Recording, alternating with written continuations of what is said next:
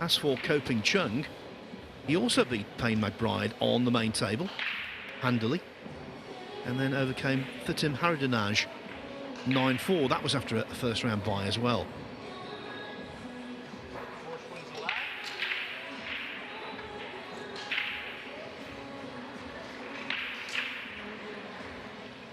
Who do you think will win this one, Carl? I think it's almost a toss of the coin. Yeah, I mean, any chance of an easy question, Phil? I think I'm going to go with Gorst, though. He's riding that wave, isn't he? But listen, Ko Ping Chung, he is a beast on the pool table, that's for sure. Anyway, Gorst to break. Now breaks with a lot more power. And he's got to look at the blue 2. Goes into this corner.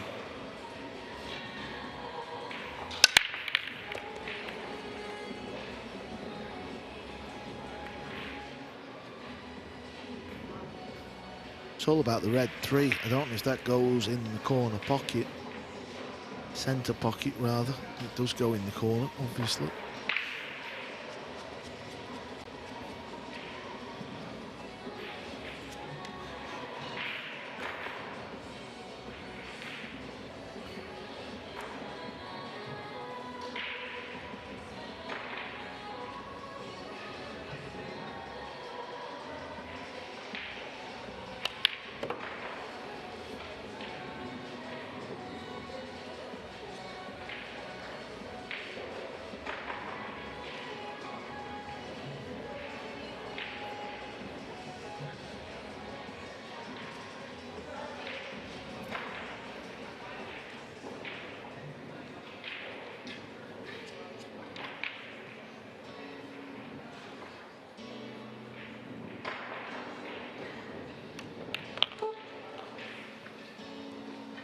Yeah, so it went easy in that side pocket. This is a little thin one. Got to be careful, Fedor, putting your cue like that. Sometimes it can roll away.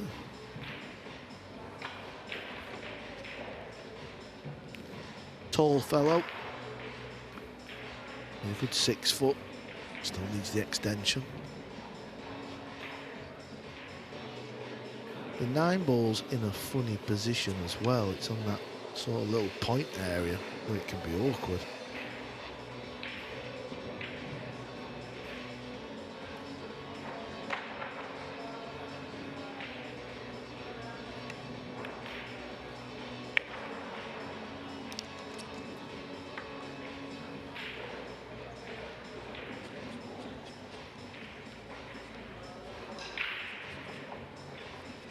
Handled it nice.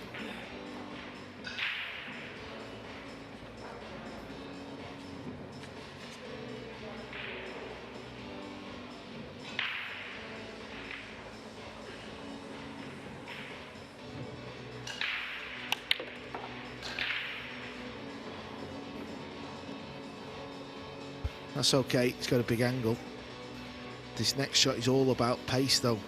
He's going to play for the 8 into the same pocket. There you see, he wants it just there. It's not going to be easy though. He'll thump the cue ball off one rail, back over to the left side of the table off the second rail, and back over to where he previously showed us. It's a little short, this. As I said, it was never going to be easy.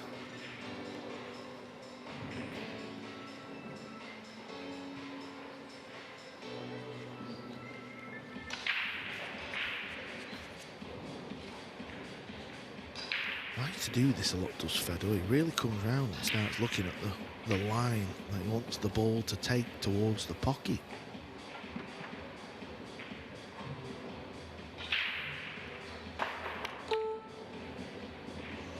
Yep, never looked in, did it? As soon as he hit the rail there, he was always going to stay over the pocket. You've got to get a little bit closer than that. So Ko Ping Chung comes to the table. 8 over the pocket. He's got to get good on the 9 though. That could be a little tricky. It's going to be interesting to see how he plays this.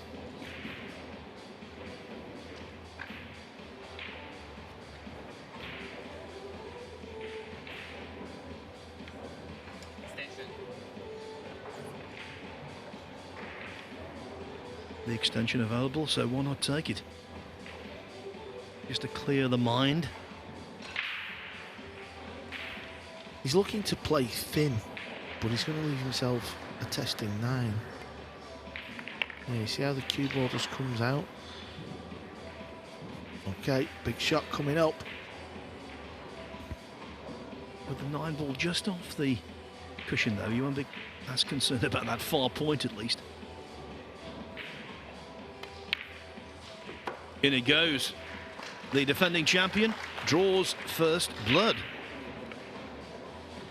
Now with the turnover of matches, as we see Gorst's mistake on the 8, we haven't given you the scores for a while, so here goes. All of these last 64, of course. Sullivan Clark 6-5 up on Vitaly Pachura, who beat Fedor Gorst in winners' qualification yesterday. Alex Pagulayan, blast from the past, 8-5 up on Alexander Kazakis. Mario He leads Konrad Yuzhushin 2-0. Marvin Assis 2-1 up on Wu Kun Lin. Bernie Regulario on the hill against Zhao Grio at 9-5. If Regulario applies the finishing touch, he will play Joshua Filler in the last 32 later. Congratulations to Mark Barshtabosh, who's beaten Babkin Melkonyan 10-5, and also to Che Chia Chen, who overcame Liu Riteng 10-7. Alexa Pachelch has taken the first 2 racks from John Morra. Fancied him to win that match the way Pachelch has been playing. Jeffrey Rodder and Victor Zielinski 1-1. What a grind this has been. Jonathan Pinagar 5-4 up on Ko Ping Han. Now bear in mind, they started at 10 o'clock. It's now 2 hours and 15 minutes later. 5-4. Albin Auschen had a slow start against Do Taekien. He was 6-2 down. Now though, he's leading 7-6. That's on table 2 on the Matchroom TikTok. Imran Majid 8-7 over Chris Melling. 8-7 for Elliot Sanderson over Ko Ping Yi. And I can tell you, Albin Auschen has added another rack. He's now 8-6 up on Do Taekien. Yeah, the Elliot Sanderson match 8-7 over Ko Ping Yi and Imran Majid 8-7 over Melling. That's the same section. The winners of them are going to play each other.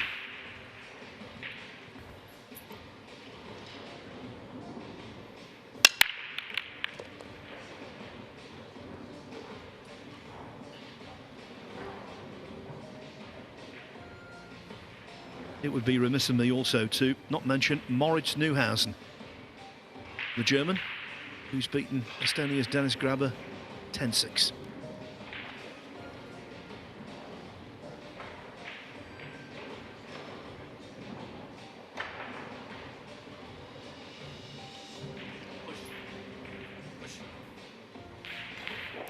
No friends on the break. It's going to be the rollout or the push, as some of you may know. If you don't know, I'll explain. After the break, the very next shot, if you're hooked, that's when it usually means you're going to play the rollout. If a player can see the lowest ball, they'll always try and play some sort of shot. So in this case, Ko Ping Chung is hooked on the blue 2, so he's going to play a push out. He'll roll the cue ball wherever he wants.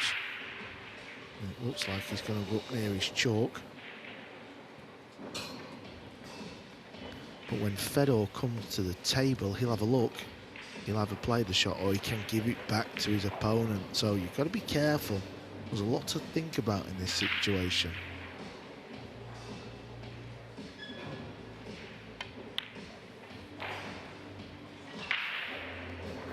I don't think Fedor gives this back, you know, Phil. I think he plays the kick and stick. It lends itself. So this is what I was talking about. Fedor will weigh up the shot. Does he want to give it back to his opponent and let him play the kick and stick? Or will he play it? I think he plays it, Phil. So a kick and stick is where the cue ball comes off a rail, then hits the ball, and it stops straight away. It sticks to the table. Let's see if he can get this one right. There you go. It was at this level, it was begging to be kicked and sticked. Ko Ping Chung with an error on the push-out. There's so many wonderful pieces of pool terminology. I think kicking stick is the best of the lot. Good call again, Carl.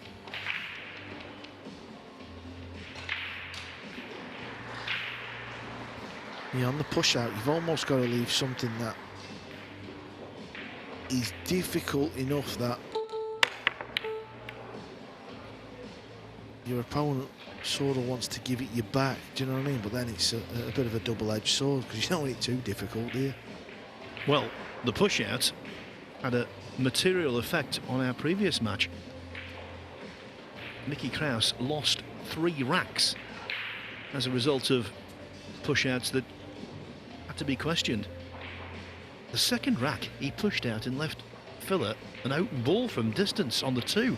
I thought it was really quite cheeky. Filler, of course, knocked it in. Yeah, we're just going to ask, did Josh get down and just pot it?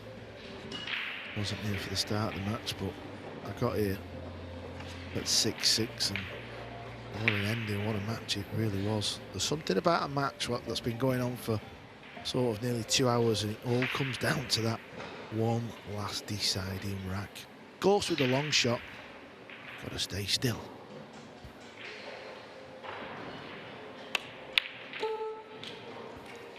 Took no gamble with a cue ball, just a little stun shot.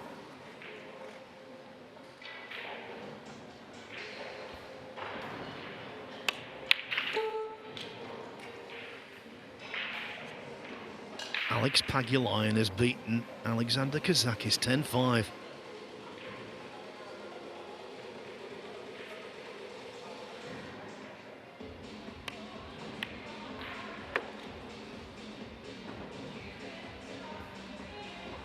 It's a classy effort as well. One good shot required. Purple 5, play it into the right centre pocket. So he'll draw the cue ball back. Obviously he's got to get past that brown 7.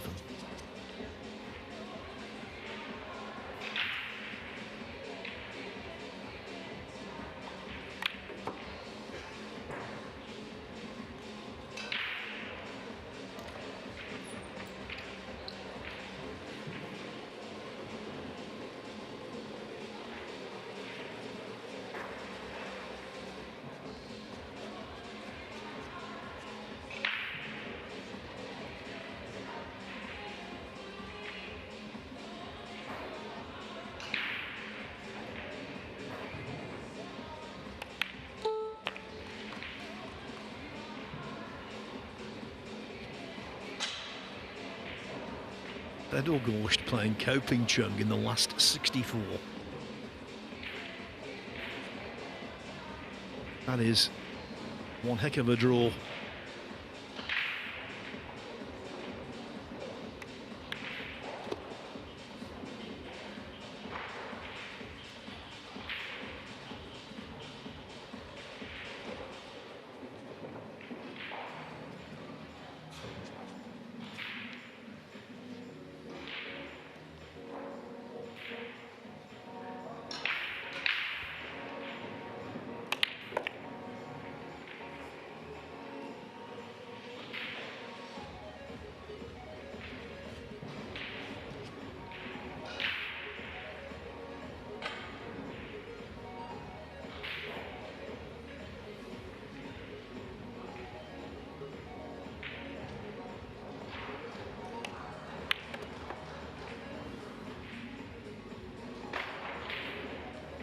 Been a good effort this from Fedor.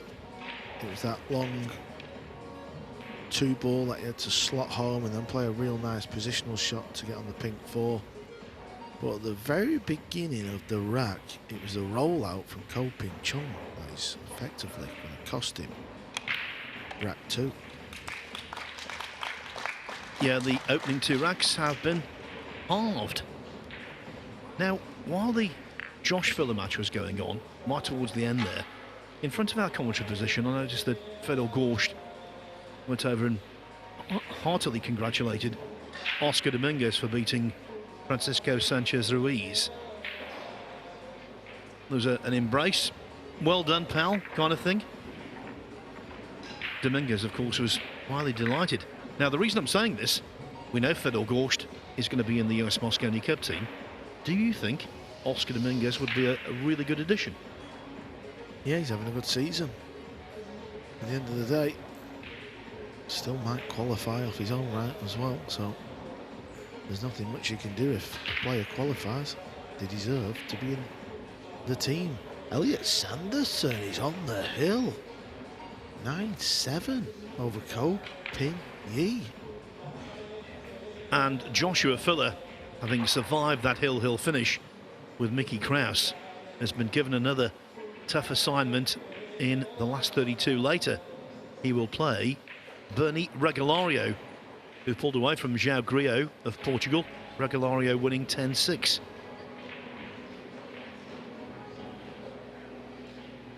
US Mosconi Cup captain Skylar Woodward has taken the first rack from Chris McDaniel, who is a relative unknown from Denver, Colorado.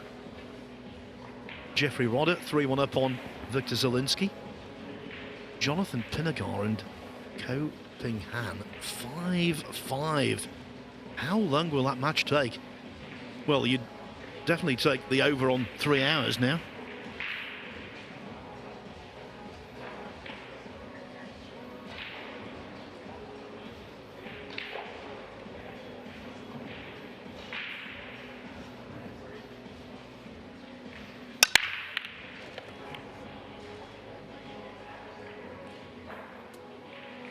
Two balls in. There's a direct path to the two, but boy, what a tough pot it is.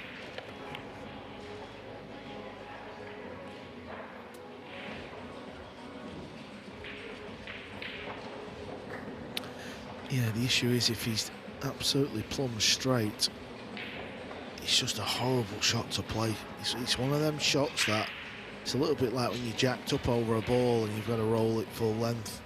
They're just horrible shots. They never get any easier. Now, if he's got a little bit of angle, it just makes this shot, well, a tad easier. Let's see what he's got.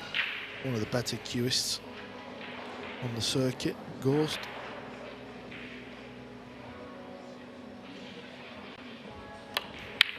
Yeah, he had angle, and boy, how well has he hit this.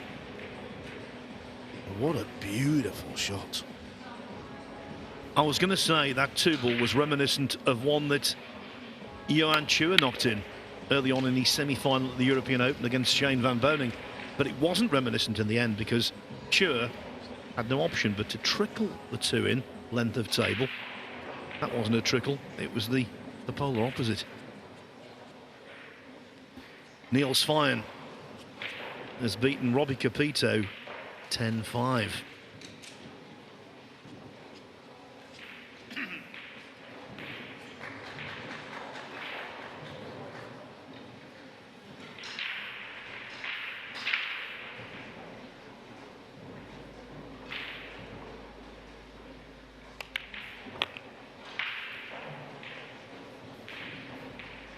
Another good positional shot.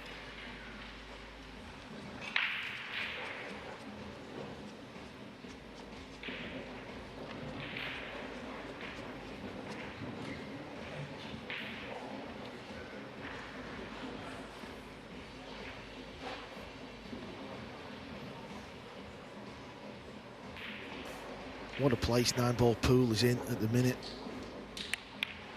And you look back a few years ago, Phil, to where we are now.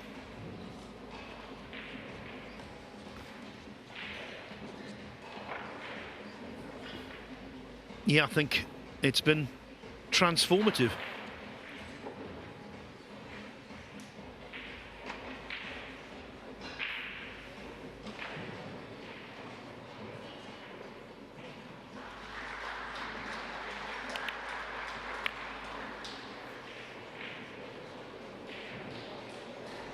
And one of the great things about pool at the moment, so many fine players, still youthful.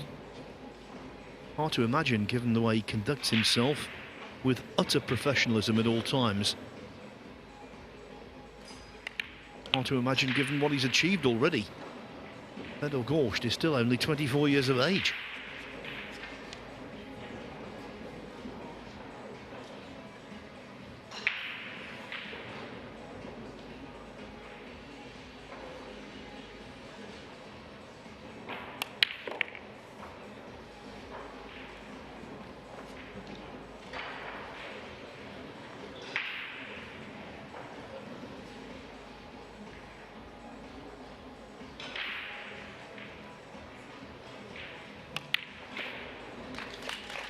And let's put this out there nice and early as he takes a 2-1 lead. What a hat-trick it would be. Can you imagine, Carl? Simultaneously holding the World Masters, World Championship and US Open titles. Never been done. No one has held all 3 majors at the same time. What a feat that would be. Also trying to create history. SVB trying to win a record 6th US Open title. How's he going on, Phil? What's the score? Well, he was 2-1 down. We saw him hit the white off the table on his break-off in the 3rd rack. Now, though, Shane van Boening leading Francesco Candela 3-2. Vitali Pachura 8-6 on Sullivan Clark. Mario He 3-1 on Konrad Jajushin, who of course played Barry Hearn earlier this week. Hearn potting that superb 2-9 combination from distance to get the rack he wanted to achieve his ambition of winning a rack in the US Open. Marvin Assis 3-2 on Wu Kun Lin. Lee Van Corteza and Michael Feliciano 1-1. Alexa Vachelch untroubled thus far against John Morra. He leads 4-0. Jeffrey Rodder 4-1 over Victor Zielinski. Ko Ping Han has edged in front against Jonathan Pinagar at 6-5. Albin Aushin on the hill against Do Tae Kian at 9-7. Imran Majid on the hill against Chris Melling at 9-8. Same scoreline for Elliot Sanderson over Ko Pin Yi. What a win that would be for the shouter. I think that would be worth a shout if he crossed the line. Yoni Uski 10-7 up and therefore a winner against Yannick Pongers. And Jan van Leerup and Aloysius Schaap locked together at 8-8.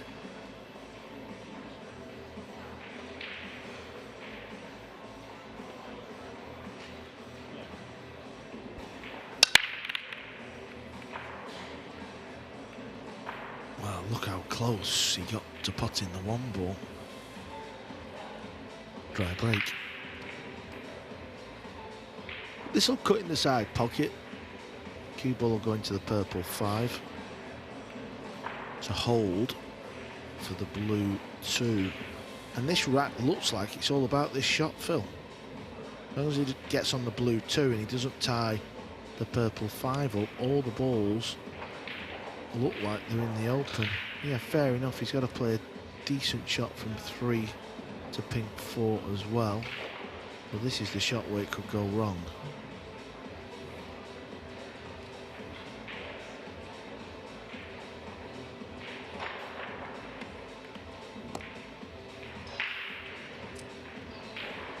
And it has done. That 5 ball being a little rude.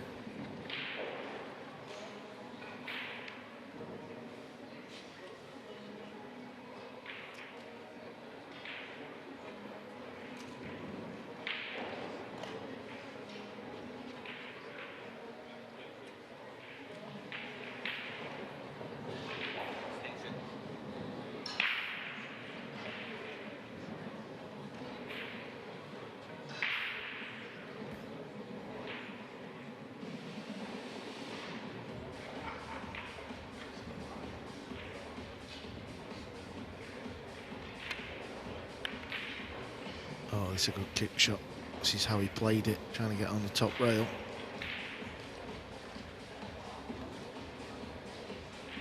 All 3 Ko brothers out there battling away. Ko Ping Chung, in terms of age, the middle of the 3. Yeah, difficult to see the Sanderson Ko Ping Yi table because they're very far away from where we are, Phil. I'm trying to see who's at the table. Looks like Ko Ping Yi is walking around the table.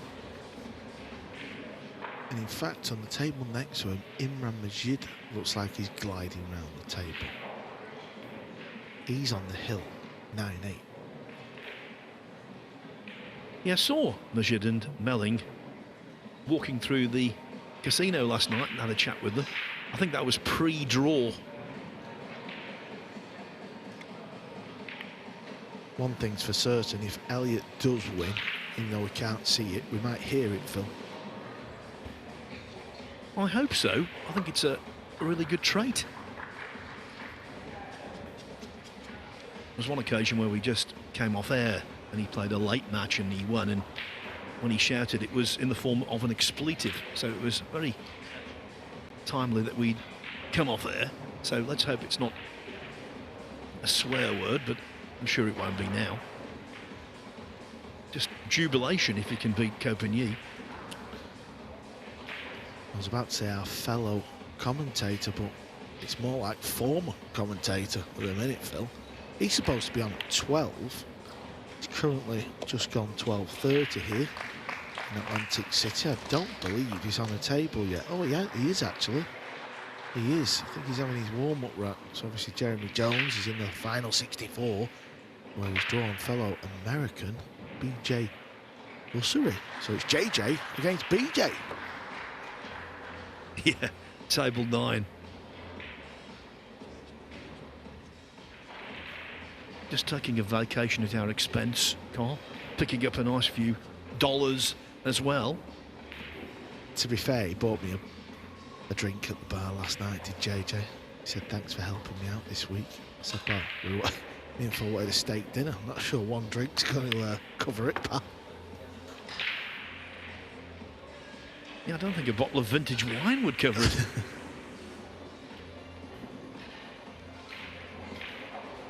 I think we should be on commission. Yeah, I'll let you explain that one to JJ. You can see the contrasting styles from this match to the previous match. You look at Gorst and Ko Ping Chung, similar players, a little bit slower around the table. They like to double check their angles and where the cue balls come in and all that type of stuff, as where Filler, he almost sprints around the table, doesn't he? Already you get the feeling this could be a big rack, because it would give Gorst a lot of satisfaction to win it.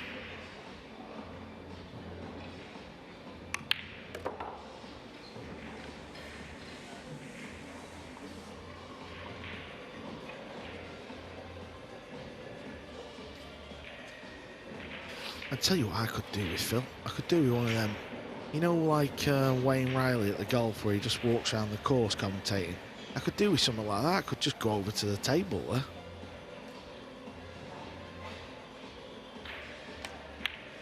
Well, Radar is brilliant at his job. I know Wayne. Great player as well, by the way. You're very similar kinds of characters, actually. Yeah, I do like his work, to be fair. Very, very good. Not sure you'd be cut out for his job, though, walking around that course, Phil. No. Fedor Gorst is up for this. He lost the first rack, but he's won the next 3, and he leads the defending champion, Ko Ping Chung, 3-1 as a consequence. Ko Ping Chung takes a timeout. He's getting himself out of the arena. He doesn't like what he sees. He's having a quick break. Quite an early time to take your timeout. It's a permanent timeout from the event for Do Tae Kien. He's been beaten 10-7 by Albin Auschen, who won 8 of the last 9 racks. Do not dismiss the chances of the double world 9-ball champion. Auschen will play next, either Jonathan Pinagar or Ko Ping Han. It is still 6-5 there in favour of Ko. Jeffrey Rodder has a commanding 5-1 lead over Victor Zielinski. Now, what about table 1, which you can see on the Matchroom Multisport YouTube channel? Is Shane van Boening starting to assert his authority? He was 2-1 down against Francesco Candela. Now it's 4-2 ahead. Just had a quick jog over there, Phil. Both tables, hill-hill.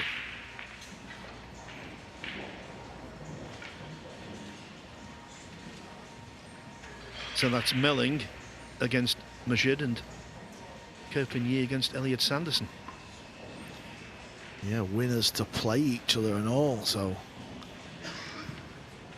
what a start to the day here. We've been treated to a hill-hill on the main table between Phillip and Kraus. If you missed that, Phillip run the table in the last rack to get the W.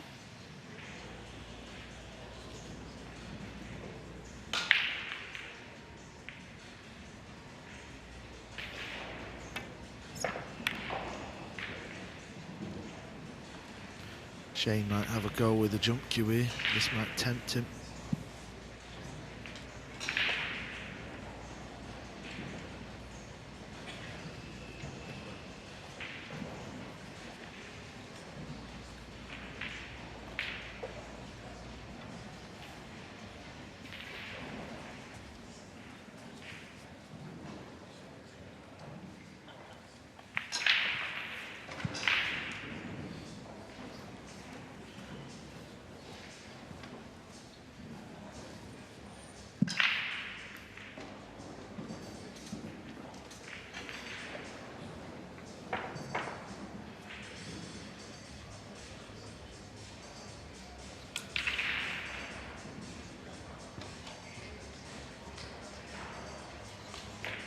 Yeah, he must be able to just see that edge.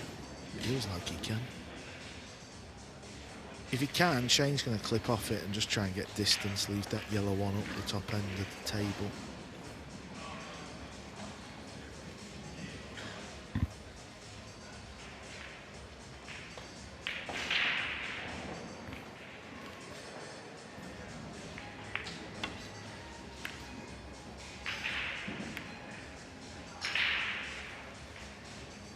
Functional. We'll keep you updated on that one, on all of them actually, as the day progresses. Only one last 64 match still to start. Yuan Chua against Naoki Oi, all Asian battle, potentially a meeting of two players who could be teammates in the Reyes Cup.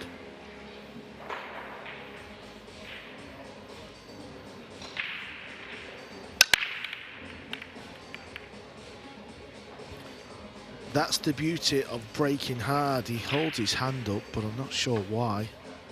I'm sure Fedor Gorst knows the harder breakers on the circuit have got more chance of fluking a random ball. Maybe it's because he's landed straight in on the yellow one.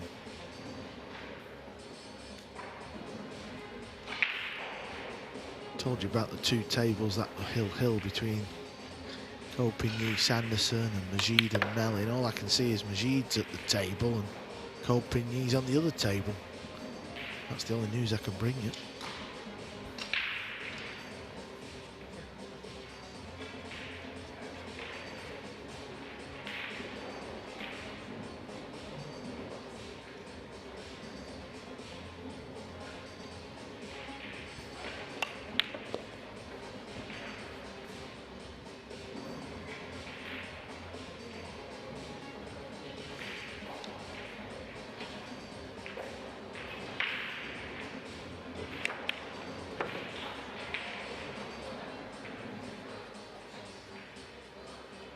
There's nothing outlandish, is there, about Fedor Gorst? He's just very proficient, very professional.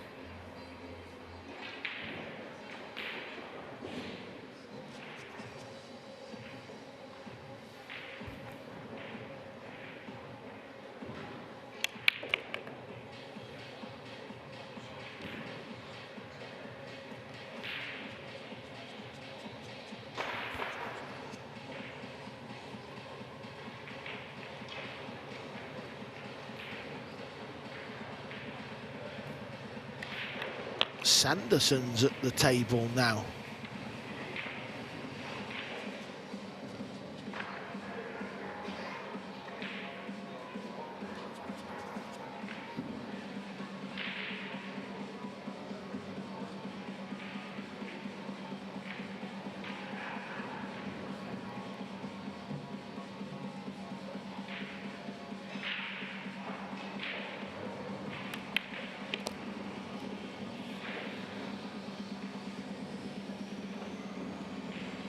The side on the cue ball, just promoting it into a very good position from which Gorst should extend his lead.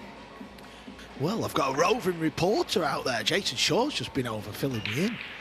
He said Chris Mellin broke off, potted a few balls, played a safety shot, scratched on the safety, Phil.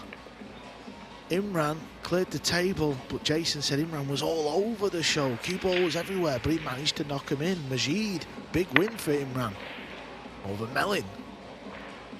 Indeed. And now a big lead here for Gorst over Ko at 4-1. So, Aloysius Jaap on the hill on table 19 against Jan van Leerup at 9-8. Confirmation, Imran Majid has beaten Melling to scratch on a safety. That will hurt. Ko Ping Han 7-5 in that marathon against Jonathan Pinegar. Can't overstate just how lengthy that match has been, with no imminent resolution. Chris Reinhold has taken the first rack from Jeffrey Ignacio. How about this? Chris McDaniel from the mile-high city of Denver. Well, he's 3-up on Skylar Woodward. Piers Labutis and Carlo Biardo have shared the first two racks. Alexa Bashalj carrying on his merry way against John Morra to 5-0. Michael Boanen of the Philippines 1-0 up on Ralph Suke. Another Filipino with vast experience, Lee Van Corteza. He leads his fellow countryman Michael Feliciano 3-2. It's in that Filipino section of the draw because Marvin Assis is 4-up on Wu Kun Lin. David Al-Qadi has taken the first rack against Bala Alawadi. Over on table 21, Jason Shaw will begin shortly against Karl Naderberg of Estonia. Konrad Yuzhushin 3-3 with Mario He. First rack still going on between Jonas Suter Camino and Duong Kwok Wang. And Vitali Patsura on the hill against Sullivan Clark at 9-7. The winner of that to play Oscar Dominguez next.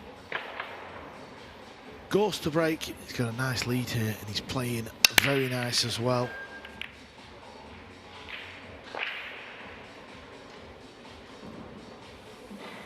Made a ball. Sanderson is at the table.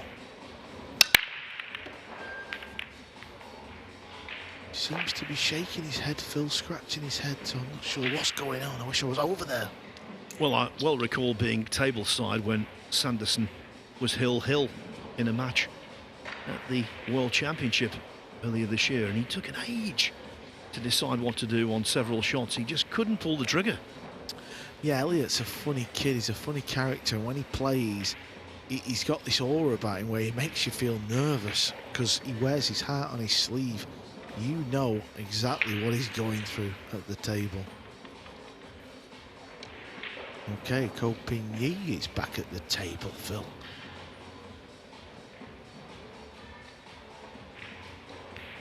Yes, but he's hooked.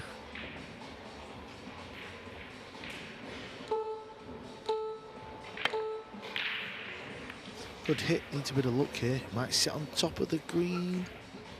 No, he's left the pot.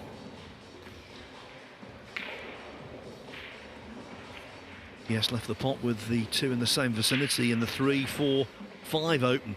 This is a big shot. This could be the rack clincher. Yeah, and it will start to get a little bit worrying for Ko Ping Chung. Still a long way to go in this match. We all know how quick these 9-ball pool matches can turn around.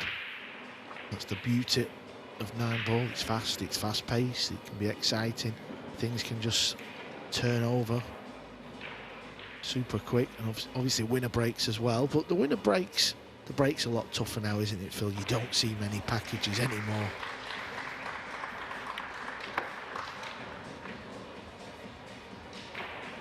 Calmly stroked in by Gorst. I think one of his great assets, and he's got so many of them. He keeps so still on the shot, even on the pressure shots. Phil Yates will bring you confirmation.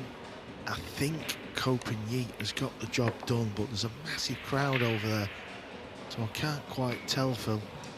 He'll bring us that news shortly. Yes, it's on table 21. I would be astounded if Sanderson had won that match and didn't shout out in total glee. So everything would suggest Ko Ping Yi has dodged a bullet. Elliott was at the table though, and he was scratching his head, so I don't know what's gone on. I'm pretty close to Elliott, so I'll get the rundown of it later on if he has lost that match. But I'm just thinking back to the World Championships where he lost a heartbreaker against Mellin in the last 32, possibly 64. That was Hill that he lost to Mellin, and he was 9-7 up against Mellin. He didn't get another shot. He broke dry. That was all he wrote. Anyway, back to the main table. Gorst, he's just going about his business like it's a walk in the park.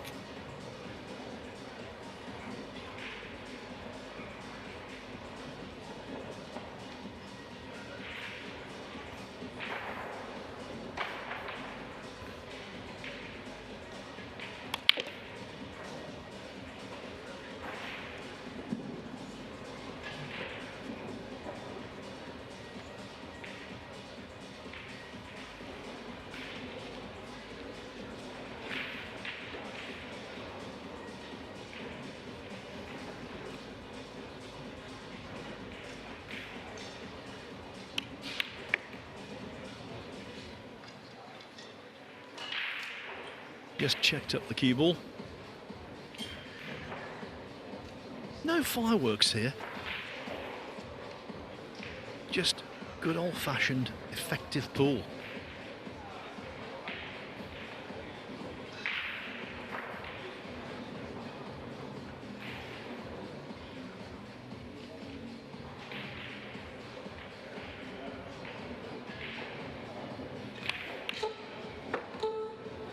Well, he missed the 8 ball in the first rack, and that one, as they say, wiped its feet.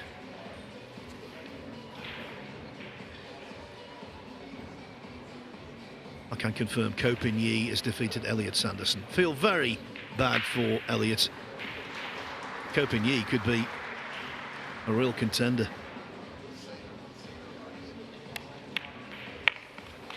And of course, so too could Fedor Gorst, already halfway to the victory line, leading 5-1.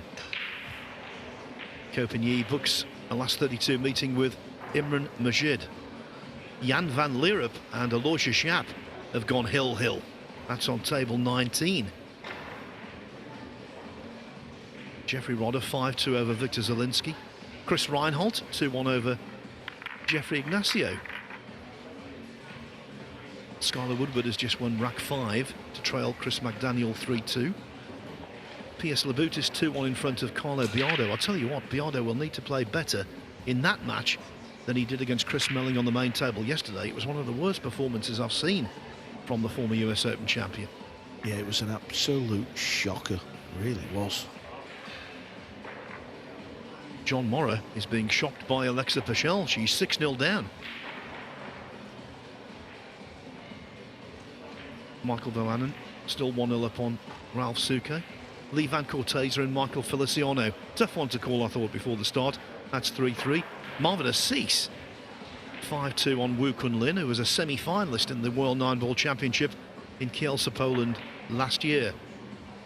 David Al-Qaedi has won the first rack against Badr Alawadi of Kuwait. Mario He 4-3 on Konrad Yuzhushin. He, one of the Neely men of this game. He's a smashing fellow. Would love to see him break through here. But there's so many giants of the sport still left in, one of them being Shane van Boening, who is now 5-2 up on Francesco Candela. And I can tell you, the Ukraine will have a representative in the last 32. Vitaly Pachura beating Sullivan Clark 10-7.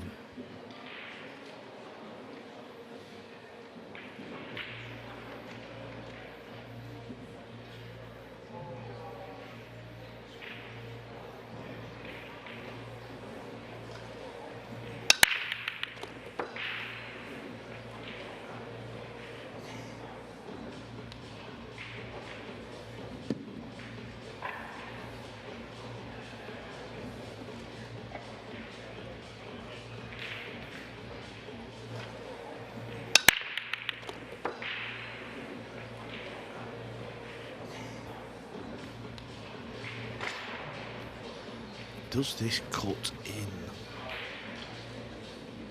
3 balls on the break film?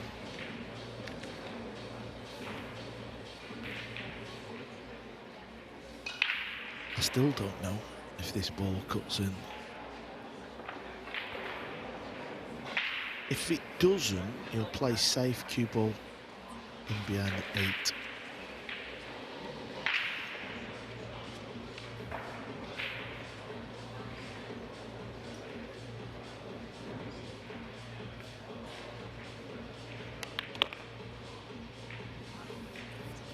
It's becoming very worrying now for Ko Ping Chung.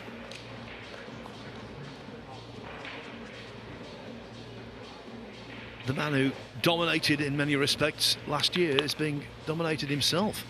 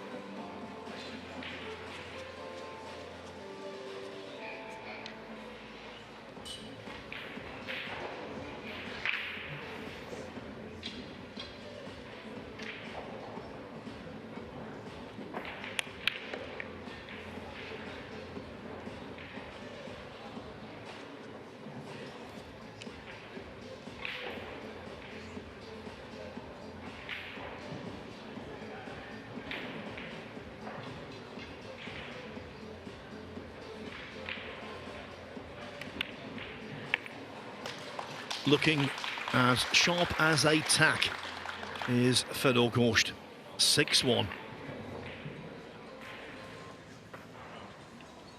Now Francesco Candela 5-2 down against Shane van Boening. The Italian has to win this one, surely.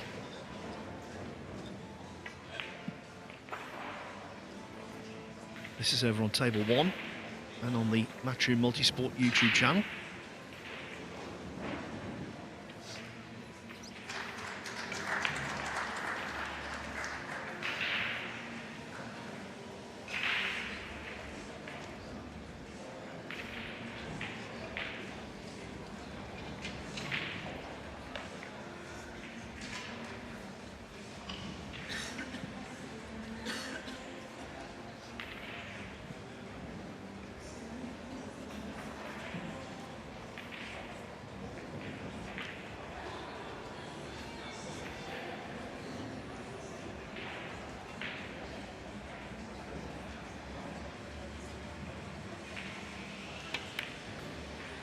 Ooh, he's missed that by a long way.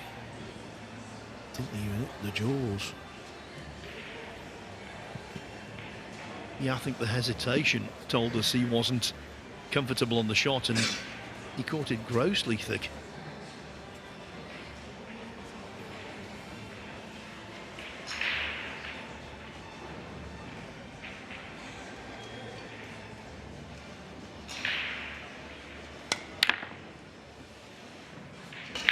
What was that? A mystery shot, and it's worked out okay. Well, do you know what, Phil? It's actually a safety shot he's played. He does that now and again in that instance. I know you might think I'm talking absolute garbage, but I've seen him do it 3 times this season. Well, that's brilliance. He slams it very hard and double banks it so it squares back up on itself. I would never doubt you, Cole.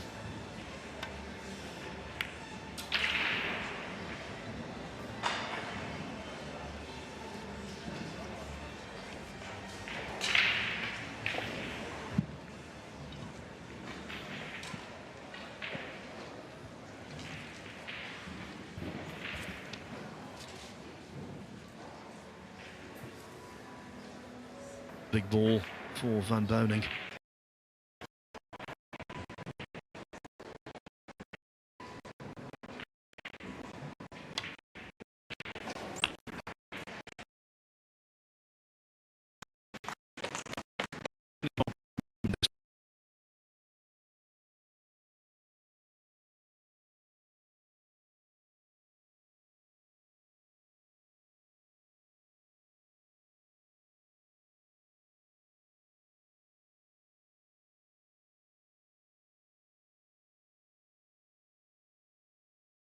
Was the genius safety shot on the 7.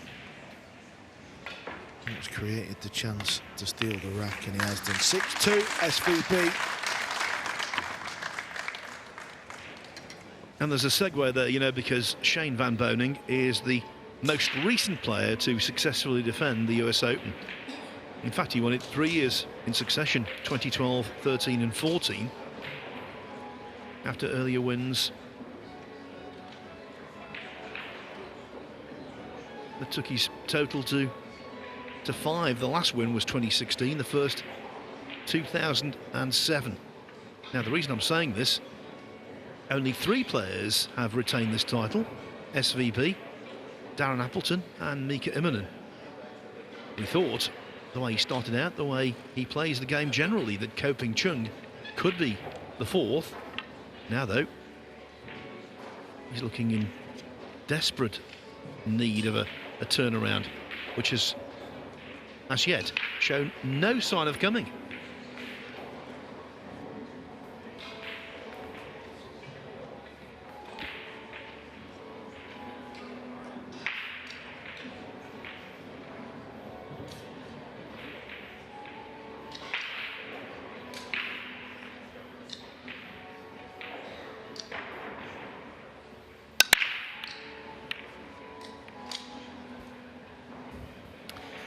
Yeah, dry break unless the 6 falls, which it doesn't, and well, it's not exactly kind for Ping Chung, this, is it? Look at what he's faced with. Yeah, he's not had a great amount of quality table time, has he?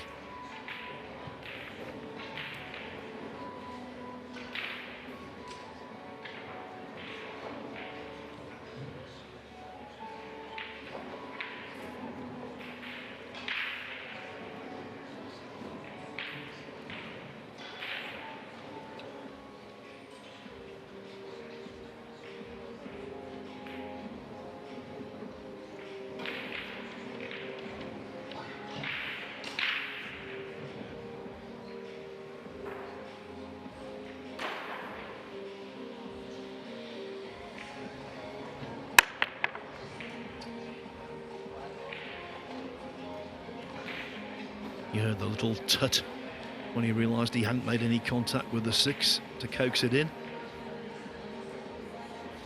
When they played in the final last year, Ko Ping Chung prevailed 13-6. All very different this time.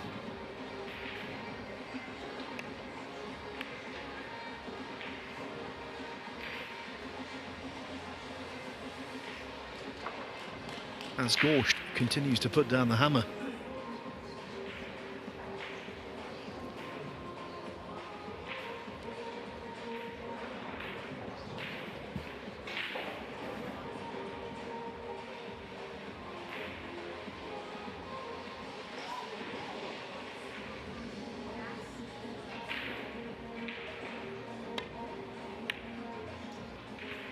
Oh, real classy 2-rail kick. Even Fedor liked that one. He appreciated it. I don't think he liked it. I think he would have liked to have seen the one over the middle pocket.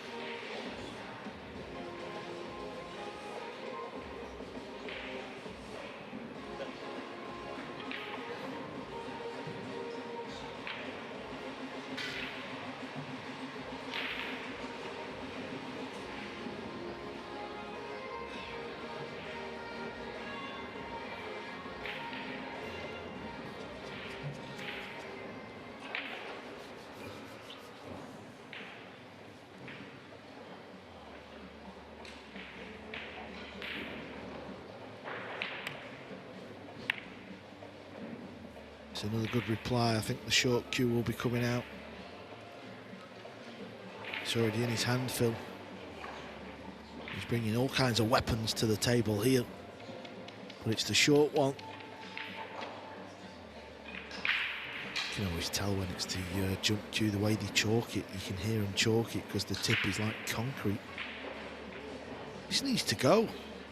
Something's got to give in this match for Ko. Well, it didn't go. The only thing that's given, he's given another chance to Gorst. A little bit of an unusual table, but he can solve the puzzle as good as anyone.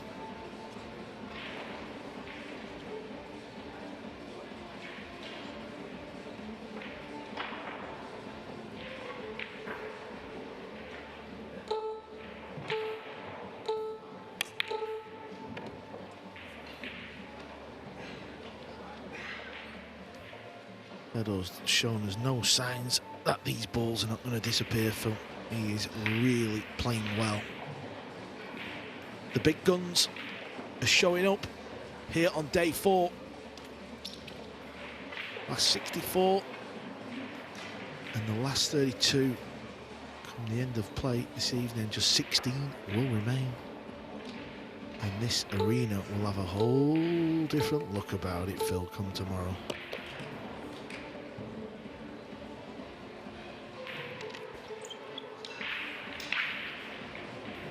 Yes, last 16 followed by quarter-final action.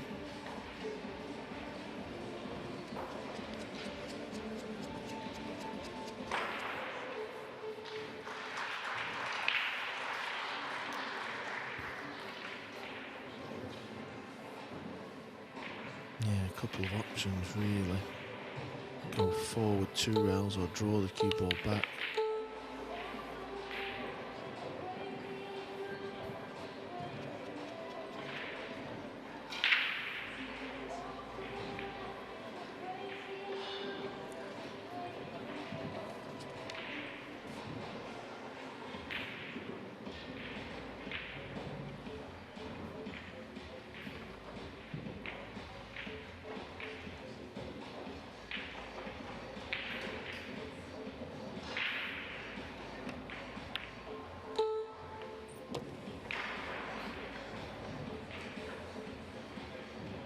He missed the 4, as simple as that. Okay, the 6 is in, so he continues on at the table, but now the jump stick required. And while you fancy him to make the 4 because he's so good when it comes to jumping, making the 4 and gaining shape on the 5, that's a tough proposition.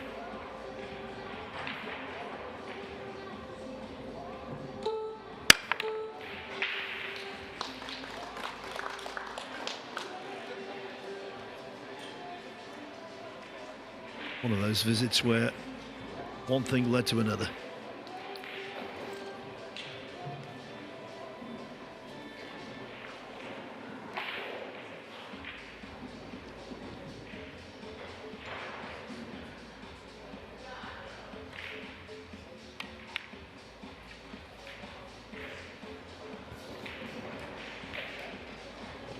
Full ball hooked. He's got to play this above the right-hand side, middle pocket off the rail with low to right and spin, and just try and pop the 5 here.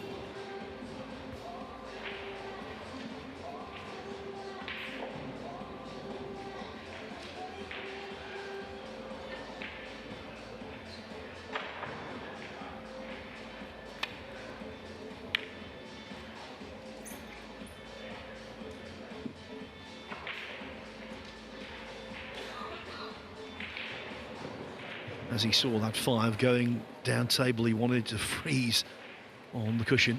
It did not. It stopped well short. This is eminently cuttable.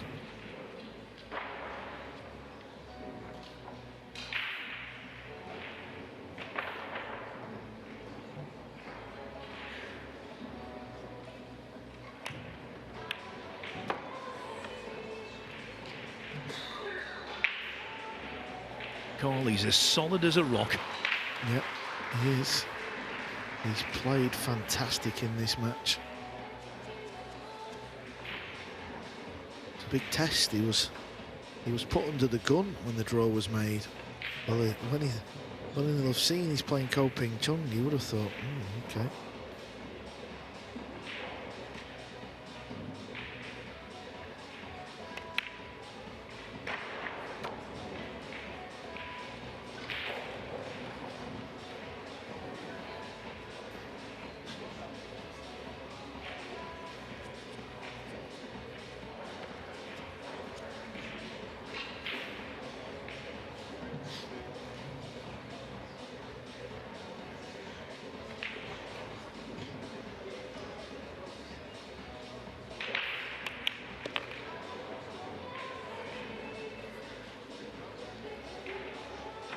The beat goes on.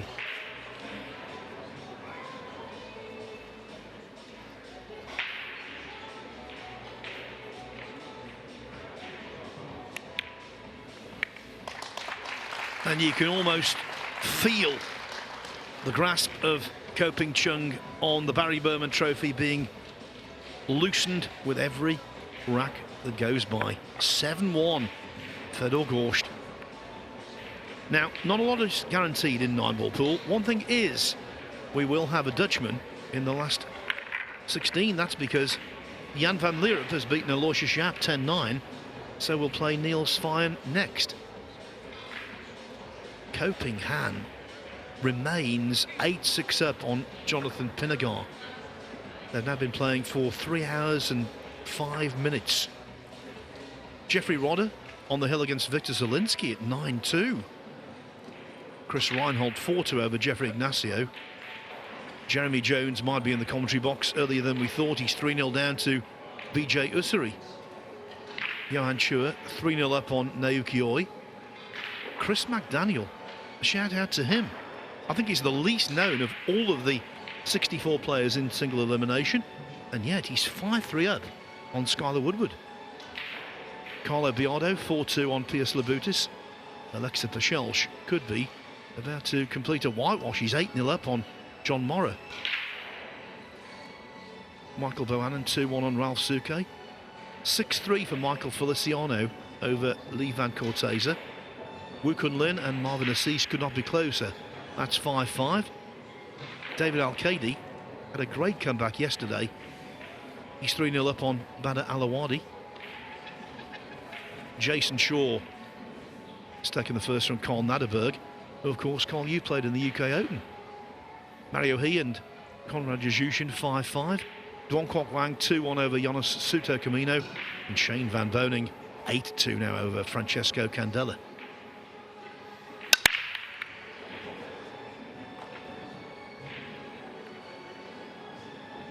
It's just not happening, is it? For the defending champ, he just can't get a look at the ball.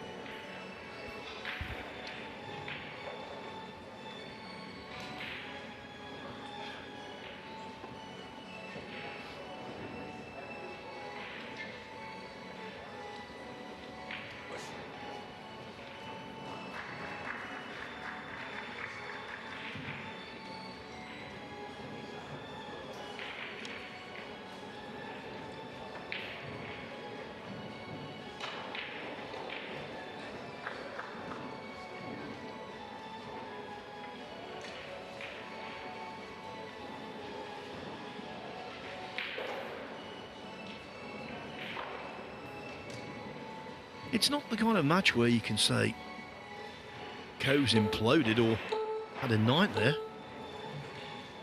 He's just been frozen out, living off scraps. The very first rack when he played that push out when Gorst played the kicking stick.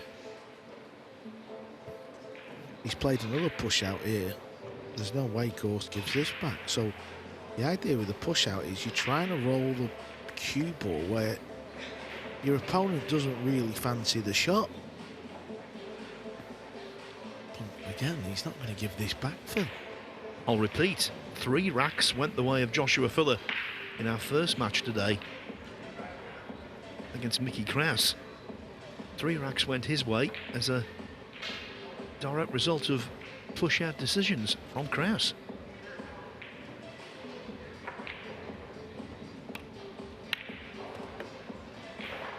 Let me remind you that Ko Ping Chung rolled the cue ball there, Phil.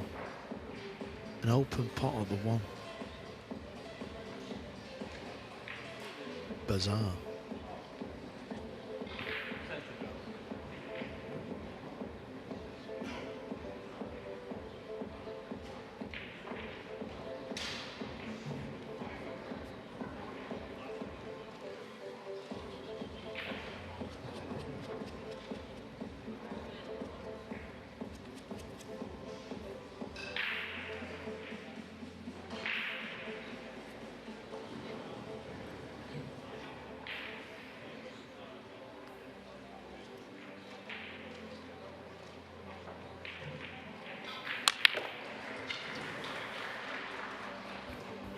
Didn't quite get hold of it as he wanted to.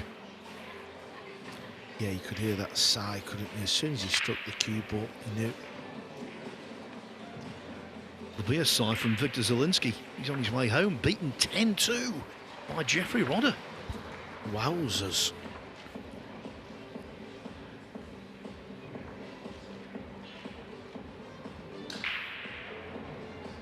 Fedor's big favourite to get the hook here, you know. Just lacked a little bit of pace, that was all. A touch harder, the cue ball would have been welded on the green 6. Now I've got some good news for fans of Joshua Filler. He will appear in our next match on the main table in the last 32 against Bernie Regalario. That is a tasty last 32 tie, the young Filipino. He's tipped big over in the Philippines. They know their pool, let me tell you that.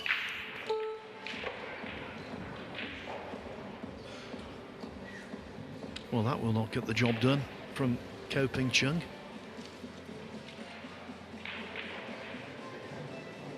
No way, no how.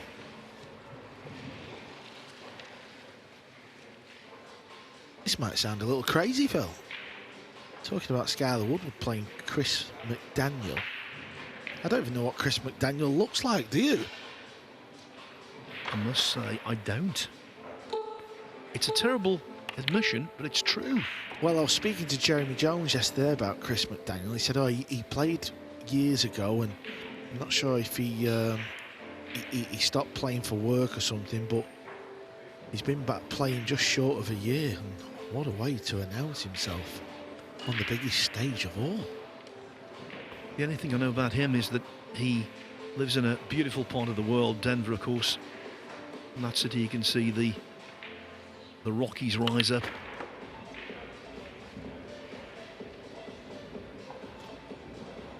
And talking of mountains, Fedor Gorst is on peak form.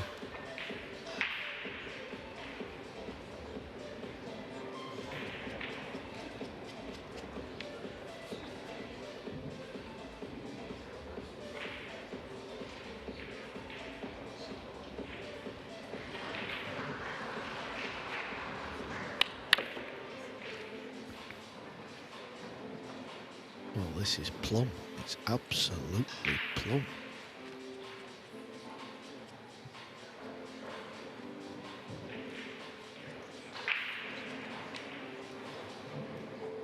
What's the latest with SVB and Candelo, Phil? Seems to have gone a bit quiet over there. Yeah, 8-3 now. Candela won the 11th rack.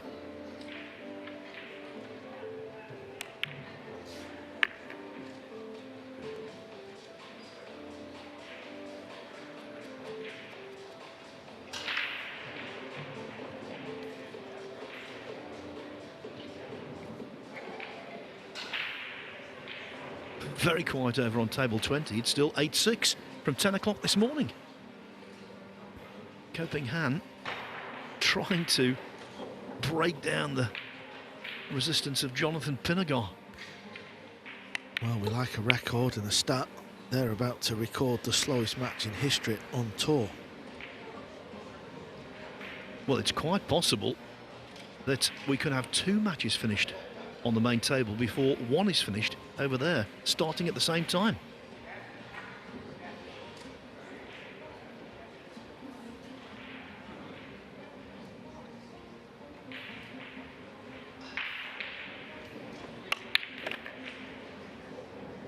Cue ball needs to apply the brakes. It's okay. It's okay, but it's not okay for Ko Ping Chung. His title defence in tatters. It's going to be a tall order. It really is.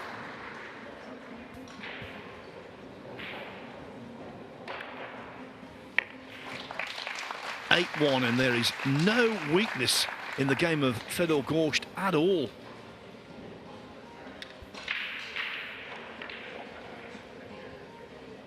So let me tell you how this last 32 is shaping up. Some matches already in place. Vitaly Pachura will take on Oscar Dominguez. Alex Pagulayan faces Max Lechner. As we've said, next up on the main TV table, it will be Bernie Regulario against Joshua Filler. Mark Beisterbosch, his next opponent will be Shea Chia Chen. Imran Majid, Ko Ping Yi, Moritz Neuhausen, Yanni Uski, and Niels Fine against Jan van Lierop. That's the last 32 matches slotted in so far. Ko Ping Han on the hill against Jonathan Pinagar at 9-6. Are we going to see white smoke emerging? Chris Reinhold 4-3 over Jeffrey Ignacio. Vijay Usuri 3-0 on Jeremy Jones. 4-0 for Johan Chua over Naoki Oi. Chua played brilliantly in the European Open until the final, and then it all fell apart. Skylar Woodward back to 5-4 down against Chris McDaniel, the man we don't know, Carl. Carlo Biardo 5-2 on Pius Labutis. I was talking about a possible Alexa Pachelsch whitewash against John Morrow. Well, that's gone out of the window. It was 8-0, now Pachelsch leading 8-2. Michael Bohannon 4-1 on Ralph Souquet. Michael Feliciano 7-4 on Lee Van Corteza. 7-6 for Wu Kun Lin over Marvin Assis. 4-0 David Al-Qadi over Badr Alawadi. I'll give you the rest shortly.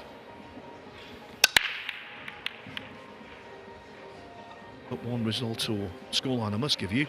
Shane Van Boening on the hill against Francesco Candela at 9-3.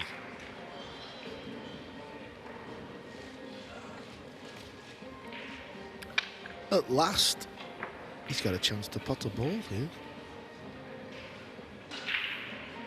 It's going to be awkward though if he pots it. Cue ball's going over towards the 8. It's going to be easy to hook yourself behind the 8 or behind the 3 because of where the blue 2 is.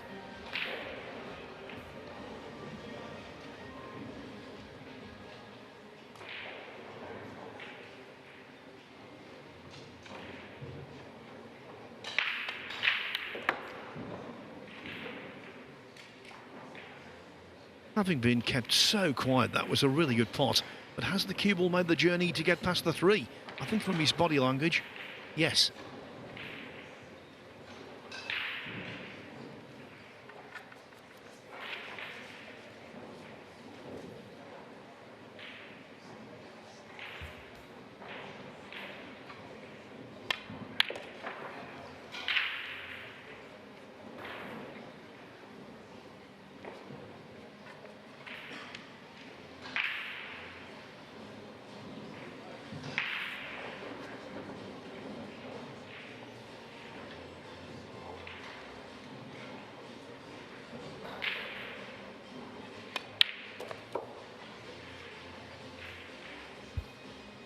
Well, if he comes back from this, good luck to him. We've seen some extraordinary comebacks on the World 9-Ball Tour. I think it's fair to say this would be the most astounding of the lot. Would you agree, Carl? Yeah, I would. He's going to need help from the pool gods, as we call them.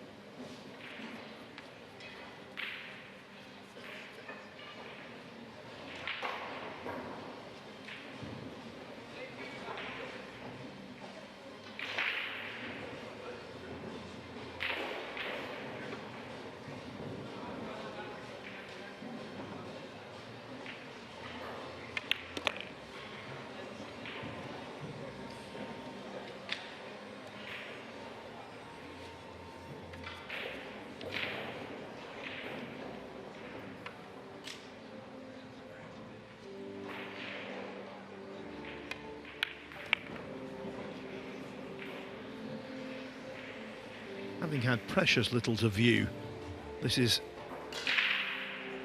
a sign of the class of Ko Ping Chung to run these balls.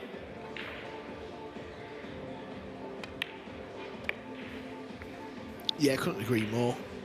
The first shot was a beauty. Every comeback has to start somewhere.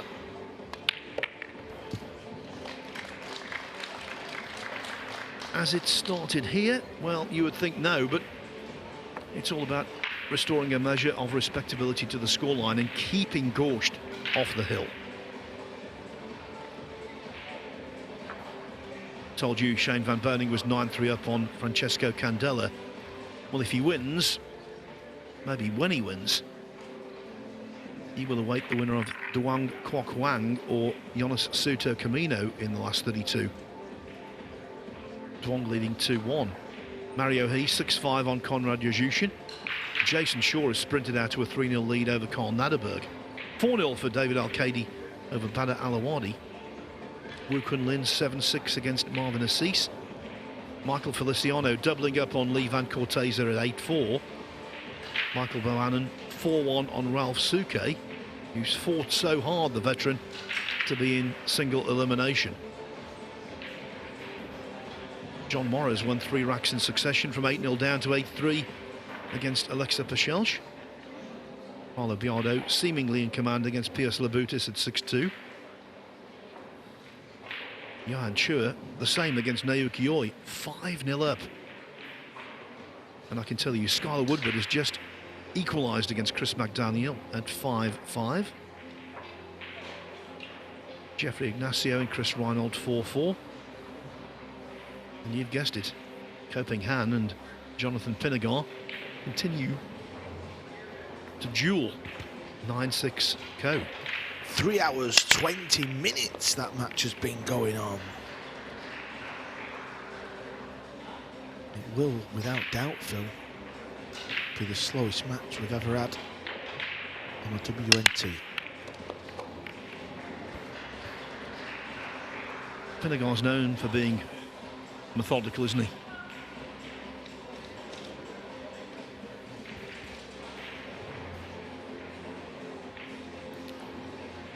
That's one word. Yeah, I was being kind. Of course, Carl the Truth Boys, not like that at all. He goes for the jugular. The truth. Well, the truth here is Cole's got to knock these balls in. Can't avoid the purple 5. Oh, he could, but he's forgot to pot his 3 ball. Has he got second best prize?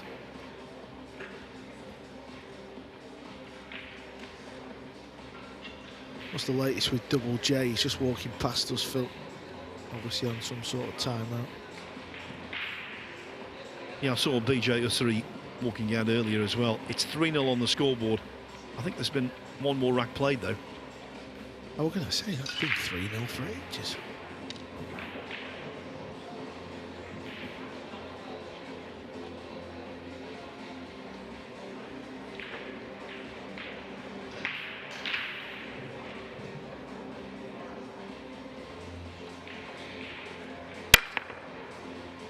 That will wind him up. He's known as the best player with the short stick. To not hit the ball, that's going to hurt.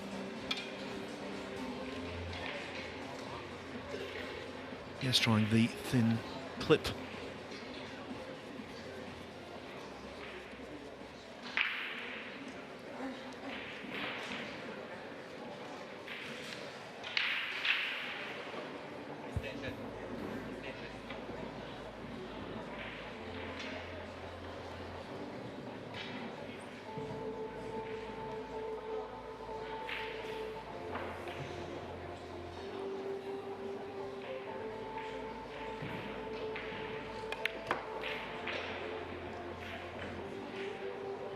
Able to place the cue ball with his hand, and he might well have placed this one with his hand. It's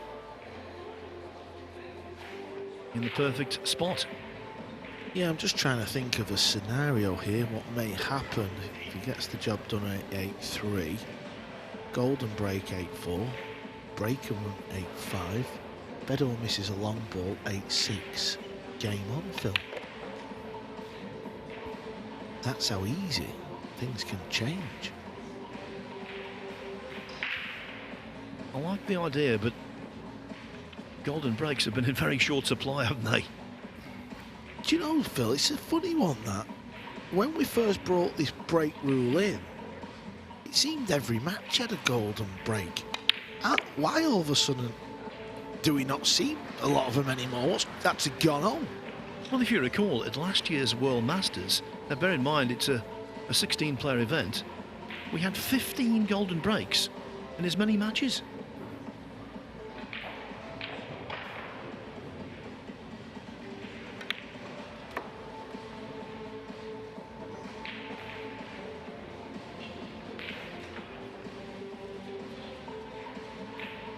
Ko Ping Chung just chipping away. Important to maintain focus. Deep down he'll know the odds are stacked against him, but he's not out yet.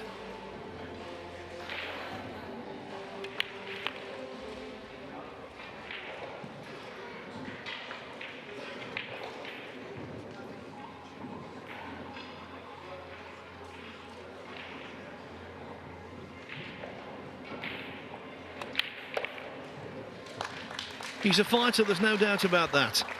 And from 8-1 down, he's recovered to 8-3 adrift. Shane van Boening being delayed in the victory process. He leads 9-4 now against Francesco Candela. Duong Kok Wang 3-1 up on Jonas Suter Camino. If you remember when Shane van Boening was World 9-ball champion, in his defence in Kielce, Poland, he was beaten hill by Duong, and they could have a rematch later on today. Mario He 6-5 over Konrad Yuzhushin. 3-1 now for Jason Shaw against Colm Naderberg. 4-1 David Al-Kadi over Badr Alawadi. Wu Kun Lin and Marvin Assis. 7-7 Michael Feliciano 2 racks away from victory over Lee Van Corteza at 8-5. Michael Boanen 4-2 over Ralph Suke. Alexa Pachelch still 8-3 on John Morra. Carlo Biardo, after those troubles against Chris Melling yesterday, well, they're very much in the past. He's 7-2 up on Piers Labutis. Seems as though Skylar Woodward might have weathered an early storm. He was 5-2 down to Chris McDaniel. Now he's leading 6-5. Johan Chua 6-0 over Naoki Oi. And Jeremy Jones has got a rack on the board. He trails Vijay Usuri 3-1 as Chris Reinhold has just gone back in front against Jeffrey Ignacio at 5-4.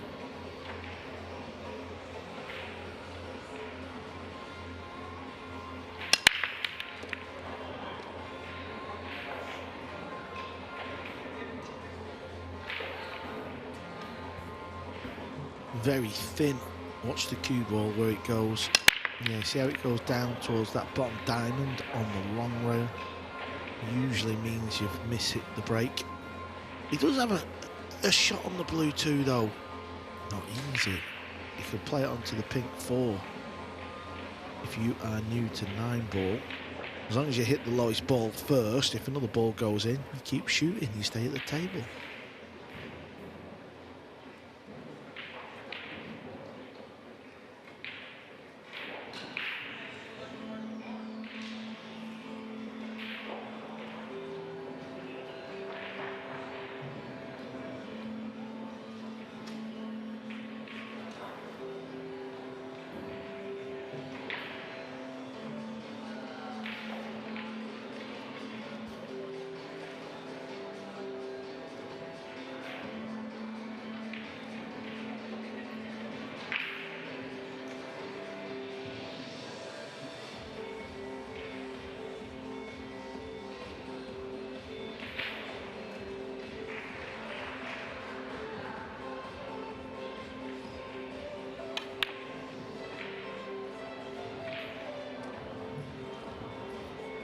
we've seen so much of that in this tournament.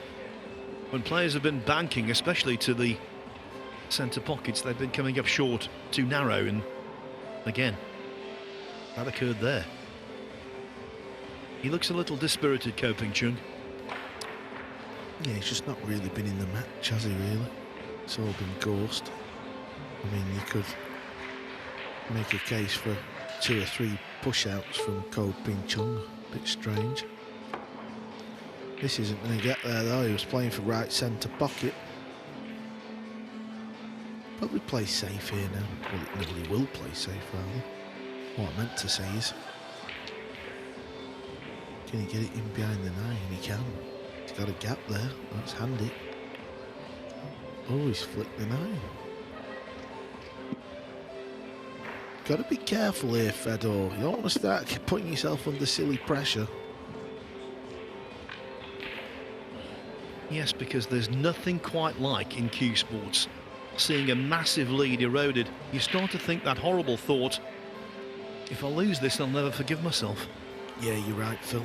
Been there, I've experienced it. It is a horrible feeling because at 8-1 Gorst, he'll feel like he's got a foot in the last 32. All of a sudden, you start to doubt yourself. He can cut this ball in. And he does cut it in. And he's got an angle on the pink 4 to get on the purple 5. One good shot here, it's another rack.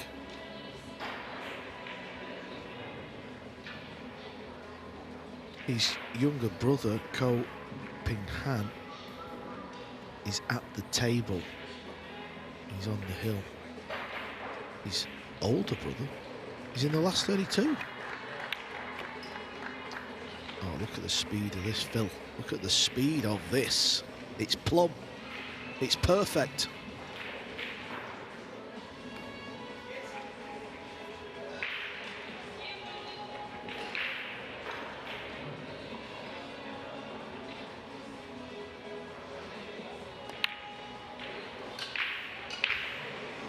But the 5 ball is not perfect. How about that? Hung over the pocket. He's perfect on this and all. He's fired it into the rail. Real poor cueing. Is that the end for the defending champion? Ko Ping Han has won that match. Yes, 10-6. The marathon of well over 3.5 hours is over. Just one word, eureka.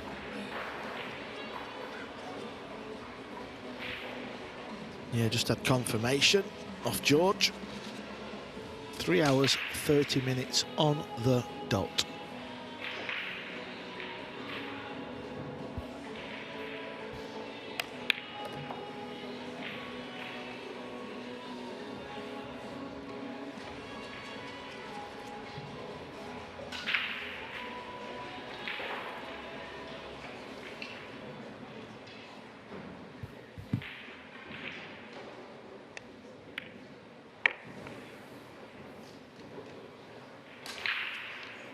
You can't afford to miss simple balls against someone with a killer instinct of Gorst.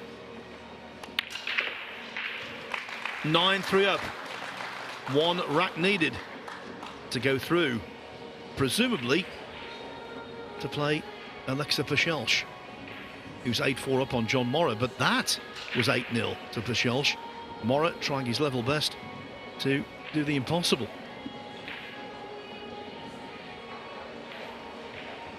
As we said, Ko Ping Han, the younger of the 3 Ko brothers, is through, and he will now play Albin Aushin next. Mind you, after that outing, he might need a rest. Jeffrey Ignacio and Chris Reinhold are 5-5. Vijay Usri back 3 in front of Jeremy Jones at 4-1. Johan Chua steaming towards a whitewash against Naoki Oi at 7-0. Skylar Woodward now with his foot on the pedal. 7-5 up on Chris McDaniel. Chua, by the way, has just gone 8-0. Carlo Biardo 7-3 over Pierce Labutis. Michael Boening and Ralph Souquet 4-2. Michael Feliciano, his lead over Lee Van Corteza being slightly eroded. It's now 8-6. Wu Kun Lin 8-7 up on Marvin Assis. 4-1 for David Al-Qadi over Badr Alawadi. Carl Naderberg fighting back against Jason Shaw. Shaw's lead only 3-2. Early days there, of course. Mario He 7-5 on Conrad Yuzhishin. Duong Quoc Wang 4-1 over Jonas Suto Camino. That will delight the army of Vietnamese pool fans who watch our output. If you're watching in Vietnam, Duong's doing okay out on table 2B. You can see that on the Matchroom TikTok, by the way. And Shane Van Boening 9-4 over Francesco Candela.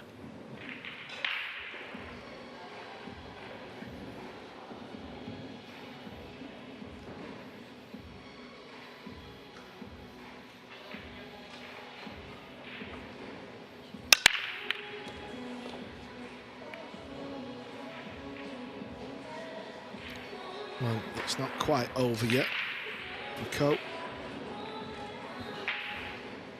It's going to be a push out.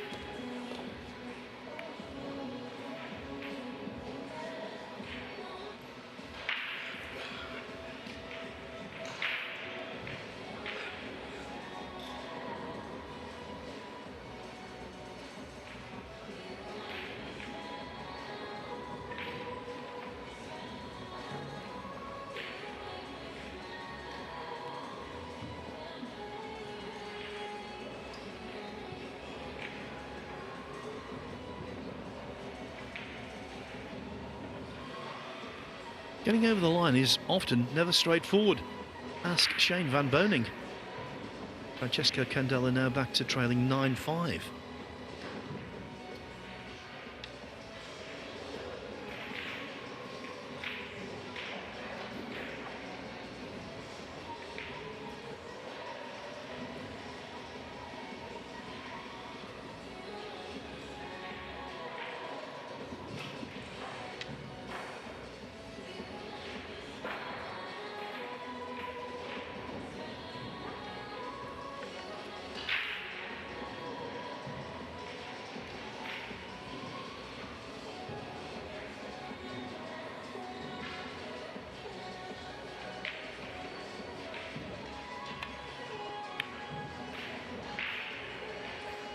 Cue ball needs to bounce. Oh, he's left Gorst a shot.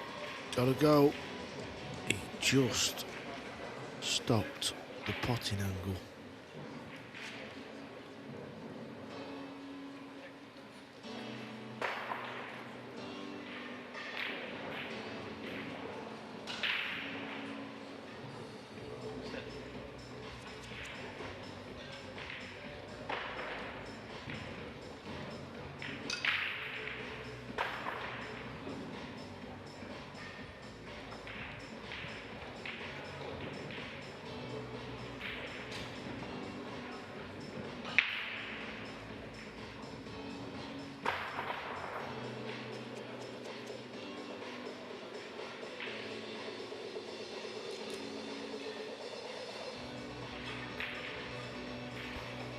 Maybe he can turn this ball over, left spin.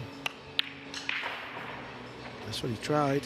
When you put left English on that type of shot, when the ball hits the object ball, it kind of turns it towards the pocket. The left spin throws it across a little bit.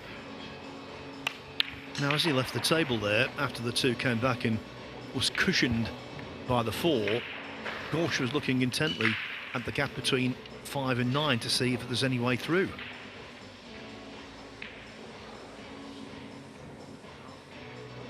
There is, not through, but over.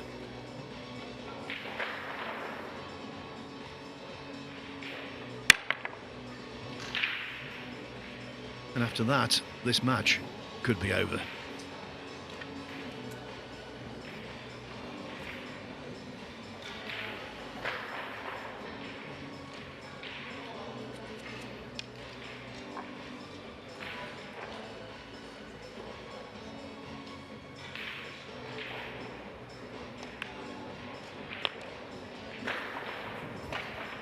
Just one good pot here, Phil.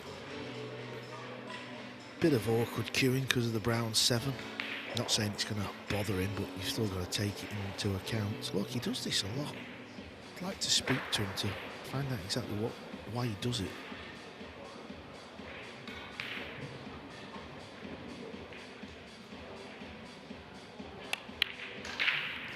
Well, I think so. Dropped his shoulder on that one. Yeah, his worst blunder of the entire match, and technically his worst shot. It's always funny for, you know, when a match finishes, and you know, I've been around pool all my life, and whether you're in the restaurant or you're in the bar, you know, pool players would congregate together, and someone will say, oh, well, yeah, I didn't really have many chances. Just one of them games. I've said it myself. You know, when you look back, like in this match, if Ko Ping Chung goes on to lose quite heavily, you could look back and actually think, well, actually, I have more chances than you think. Even in the push-outs that he's done, he's missed his purple 5 ball. He's got another chance here. The previous rack, if Ko won that rack, it'd have been 8-4. He's at the table now, 8-5. I know it's all hindsight, but it's amazing. Yeah, the worrying aspect for Gorst is that he didn't just rattle that last missed pot, he missed it by a distance. And in losers qualification yesterday, he was in command against Payne McBride. In the end, crossed the line at 9-6, pleased to do so.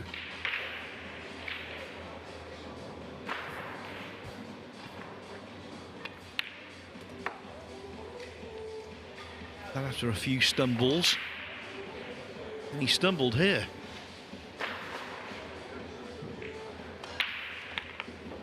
Ko Ping Chung not taking off the crown just yet. It is 9-4, and that will be a source of annoyance for Fedor Gorst. Okay then, Jeffrey Ignacio and Chris Reinhold still 5-5. Jeremy Jones has won rack 6.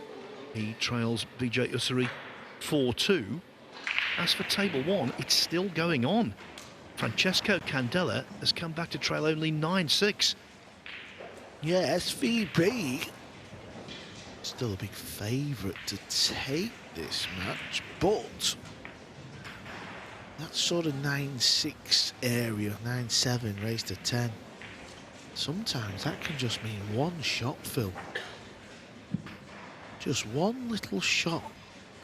It's not a case of, it's not like snooker, is it, where you know you get a lot more shots, don't you, because of the safety side of it and the break off. But Shane will be sat in his chair thinking, well, my opponent only needs 4 more racks. He's having a good look at this one, isn't he?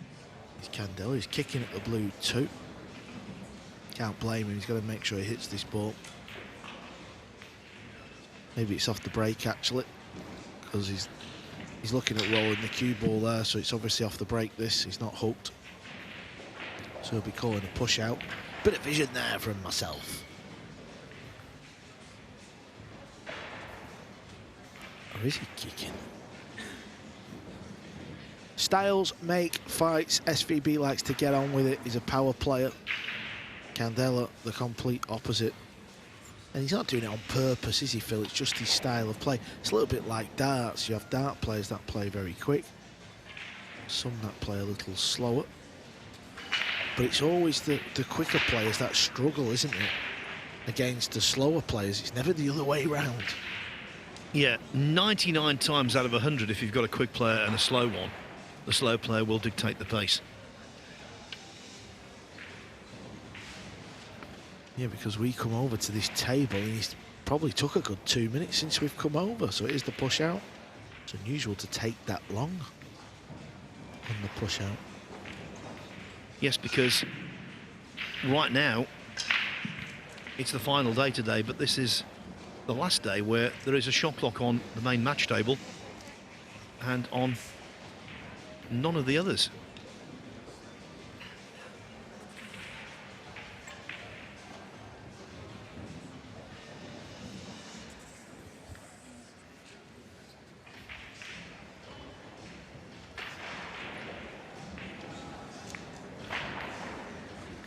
On the main table in this match, I think we've had 3 extended interruptions in play.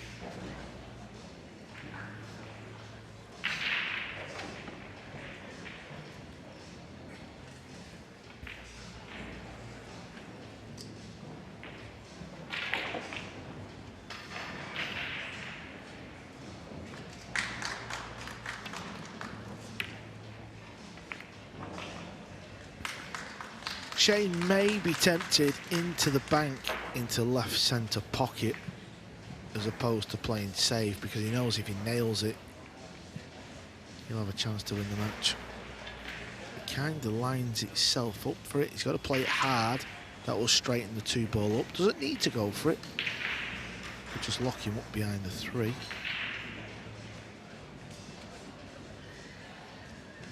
So it is the lock-up. Can't fault him. Okay, we'll flick back over to the main table. Can Ko Ping Chung, our defending champion, win the last 6 racks in this match? 9-4 down, but he's got the break.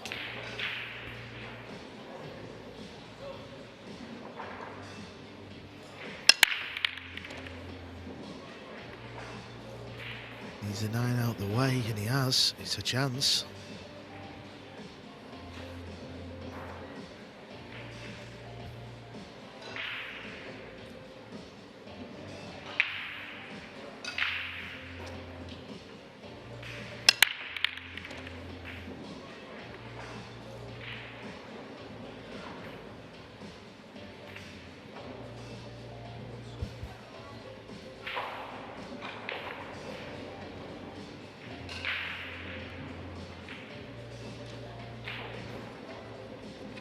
While we weren't looking, Carl, the last 32 has begun. Moritz Neuhausen and Joniuski over on table 10, underway.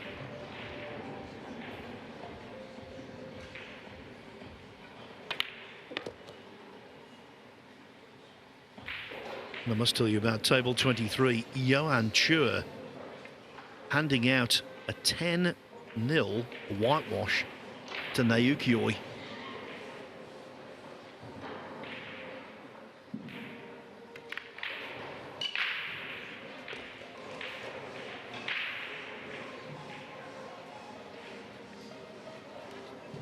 Could well be another rack back. Gorst regretting that missed 3. Johan Chua keeping up the good form, semi-finalist at the World Championships, runner-up at the European Open,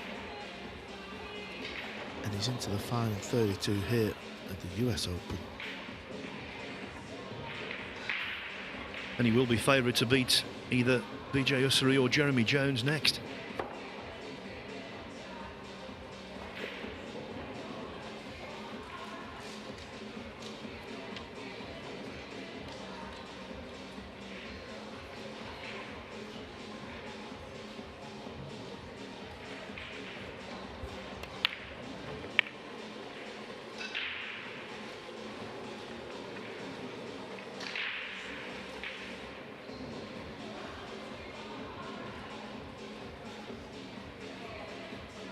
Three balls away from 9-5 with the break.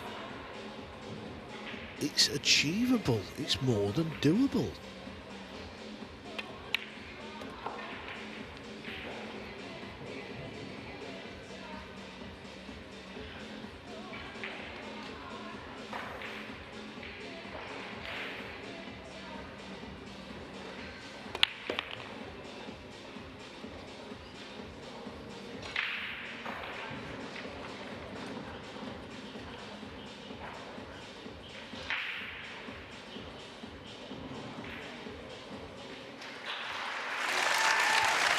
Candela concedes. SVB was on the 9-ball. 10-6. Shane is through to the final 32. The hopes of a 6th title, a record-breaking 6th title, is still on. Yes, and hopes of a miraculous recovery on the main table for Ko Ping Chung is still on. Fedor Gorst should have had this in the bag already. Now, though, Ko Ping Chung narrows the gap to 9-5. As Carl said, Shane van Boening through. Looks like he'll play Duong Quoc Quang next. The Vietnamese star, 6-1 up on Spaniard Jonas Suter Camino. Mario He, 7-6 on Konrad Yuzhushin. The bright start of Jason Shaw has been wiped out. It's 3-3 there. Shaw and Naderberg. 6-2 for David Al-Qadi over Badr Alawadi. Wu Kun Lin on the hill against Marvin Assis at 9-8. Same score, Michael Feliciano on the hill against Lee Van Corteza. Michael Boanen, 5-3 over Ralph Souquet. Alexa Pachelch was 8-0 up on John Morrow. Morrow won the next 5 racks. Pachelch has just got to the hill at 9-5. The winner of that will play the winner of Gorst Ko Ping Chung. Carlo Biardo, 8-4 on Piers Labutis. Skylar Woodward, 8-6 on Chris McDaniel. Biardo and Woodward on collision course. That would be an interesting match. BJ Ussery now 5-2 up on Jeremy Jones. Is our commentary colleague running out of steam? Jeffrey Ignacio and Chris Reinholdt, 6-6. And that's it in the last 64. 1 rack on the board in the last 32. Finland's Joni Uski taking it to lead Moritz Neuhausen 1-0.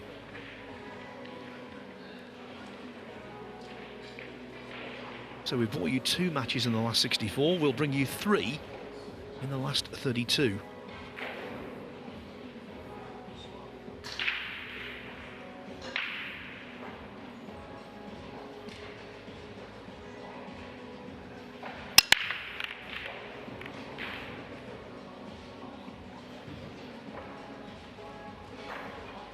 Just when he wanted something to go in his favour, it is a dry break. Yeah, we'll take a look in a minute at what he's left, but it's another miss hit on the break. You could see how thin, because the cue ball went low on that left-hand rail. No pot, so it's going to be a safety.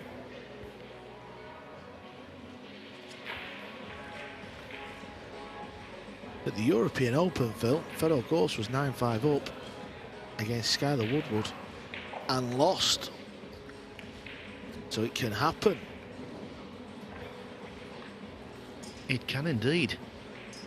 I recall Woodward had a little bit of luck into escaping a snooker, and then from that point on he was superb.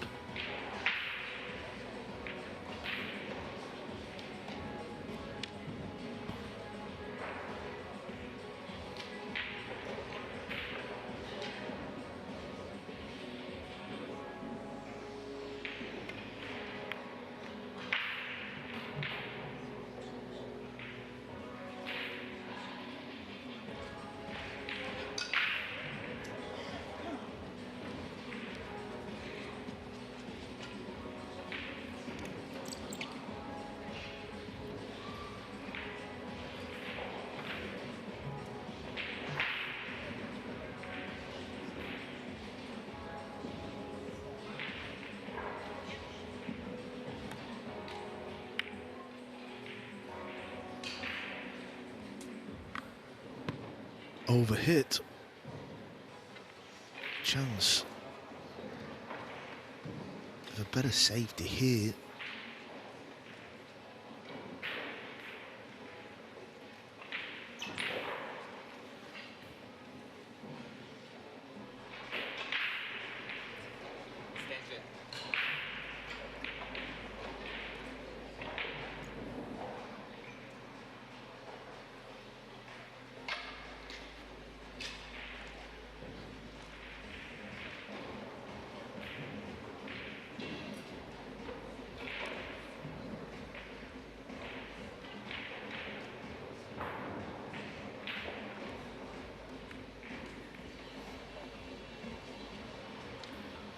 What a cardinal sin. He didn't reach a cushion. He did not reach a cushion with either cue ball or the one. Oh dear me, what a way to lose if indeed he does go out. Well, I bet Gorst can't believe his luck there. He'd have been convinced he's going to come back to the table hooked in a bad spot. Instead, he's got ball in hand.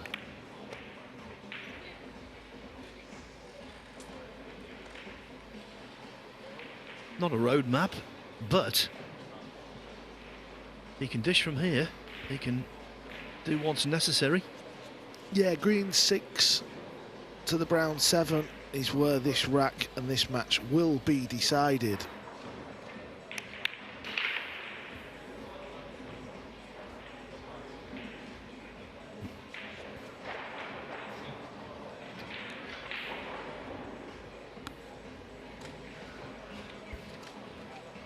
Carlo Biardo must be playing a lot better today, Phil. 8-4 over Labutus.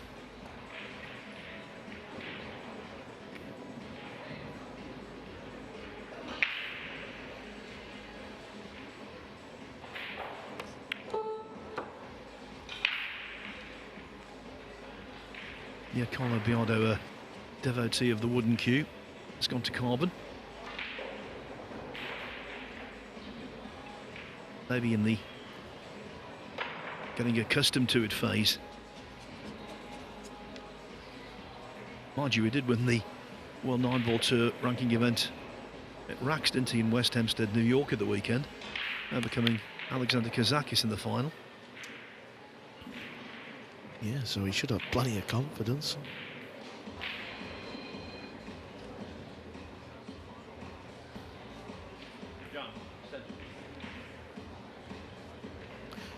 Jeremy Jones, 5-3 down now over BJ Russell, but I have a feeling he's just had a golden break, so that might be 5-4. Nothing against BJ, but come on, JJ. What a great story that is, by the way. Part-time player, spends his time now behind the microphone. He's had some really good wins here. Tyler Steyer, Torsten Homan. You're right, it was a golden break, 5-4. This is a little thin.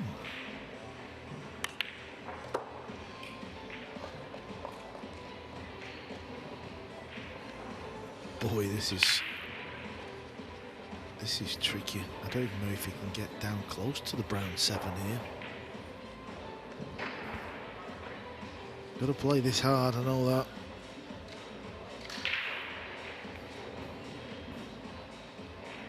Is he going cushion first?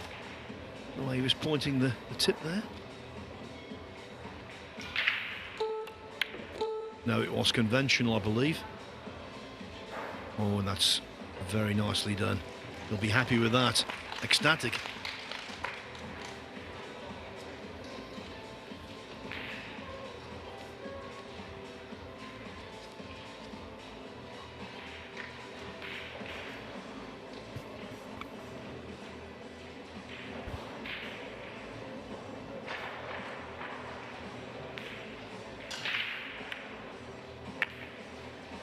Good shot to get on the brown 7 there from Fedor. Under a little bit of pressure. He just wants to get this match over and done with. He was 8-1 up. He's been put under a little bit of heat from Ko Ping Chung, but Ping Chung he's not played well in this match. He's a couple of balls away from losing, and he won't defend his title. Oh my word. Fedor Gorst. Practically over the pocket, the 8-ball was. Hit it really badly, much like the 3 he missed in rack 13. Is he seeing the winning line and tensing up? You have to assume yes. He's been fortunate not to leave this over the pocket in an easy shot, so it's a rail first. Classy, very classy. Here comes the cue ball. Can you believe this, Phil? Gorst 2 balls away from the victory.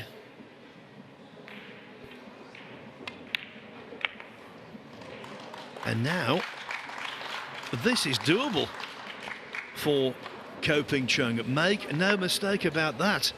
What a story this would be if he wriggled out of this with a victory. I was mentioning this yesterday, Carl, when I was commentating with Scott Frost, the very well-known Q Sports commentator Clive Everton back in the UK. He coined the phrase clinches disease when a player had trouble getting over the line. And maybe Gorst has caught that, clinches disease. 2 chances he's had for this match. He's missed the red 3, and then he's just missed the 8 ball. A buzz of anticipation around this arena, I can tell you now, because things have got really interesting here on the main table. Chris Reinhold 7-6 up on Jeffrey Ignacio. Skylar Woodward on the hill against Chris McDaniel. He's turned a 5-2 deficit into a 9-6 lead. Also on the hill, Carlo Biardo over Pius Labutis at 9-4. Alexa Pachelch 9-5 against John Morrow. Michael Boanen 6-3 up on Ralph Souquet. Lee Van Corteza and Michael Feliciano Hill 9-9 over on table 22.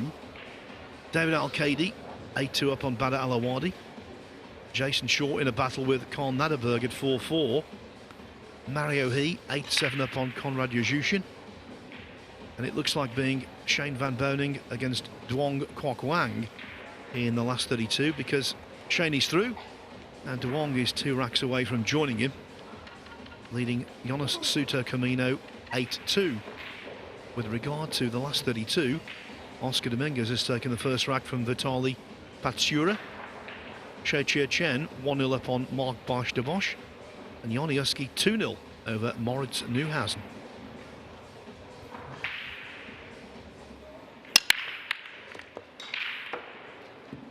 Well, I can't stress how bad he has broke in this match.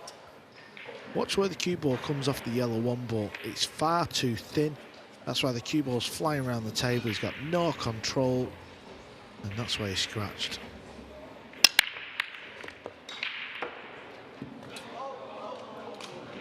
If your cue ball is flying around the table at that pace, you are highering your percentages of a scratch, and that's what's happened. Surely Gorst gets the job done now. 3rd time I've asked you.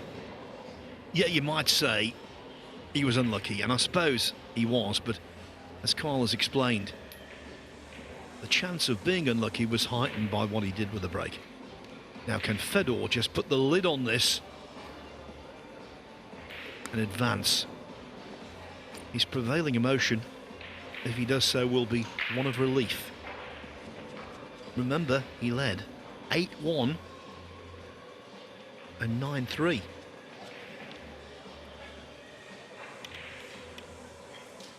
For the Ko Ping Chung fans out there, your only hope is possibly the green 6 to the brown 7.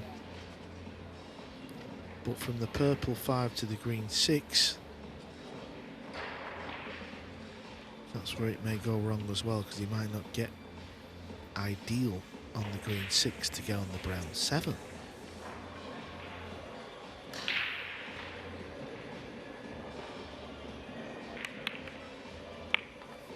If this was early in the match, it would be a no-doubter. He was in supreme command of the contest and himself. Now, though, tension palpable.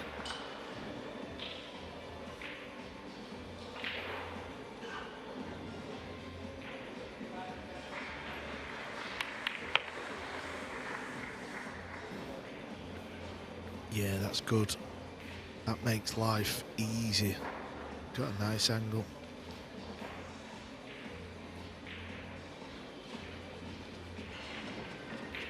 Wu Kun Lin is through, beating Marvin Assis 10-8. Fedor Gorst hoping against hope. This is 10-6.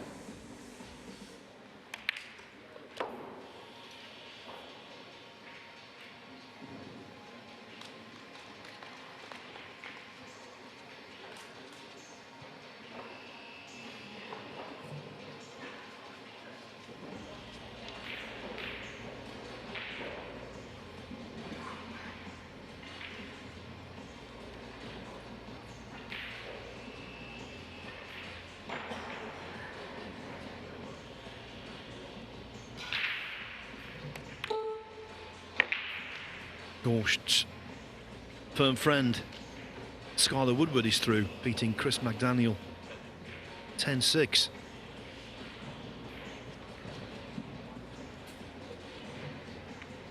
That trio who spearhead the US Mosconi Cup team, Woodward, Gorst, Van Boening, will all three be in the last 32. Two are there. Gorst is 2 balls away from joining them. Yeah, Dominguez is already there. He's in the last 32. Plus you've got JJ and BJ, so that would make another.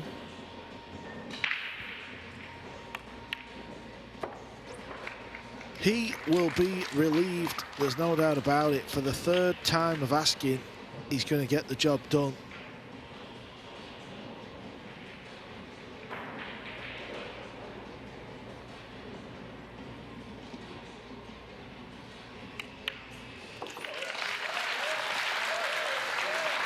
At lunchtime in Atlantic City, Fedor Gorst knows he made something of a meal of that.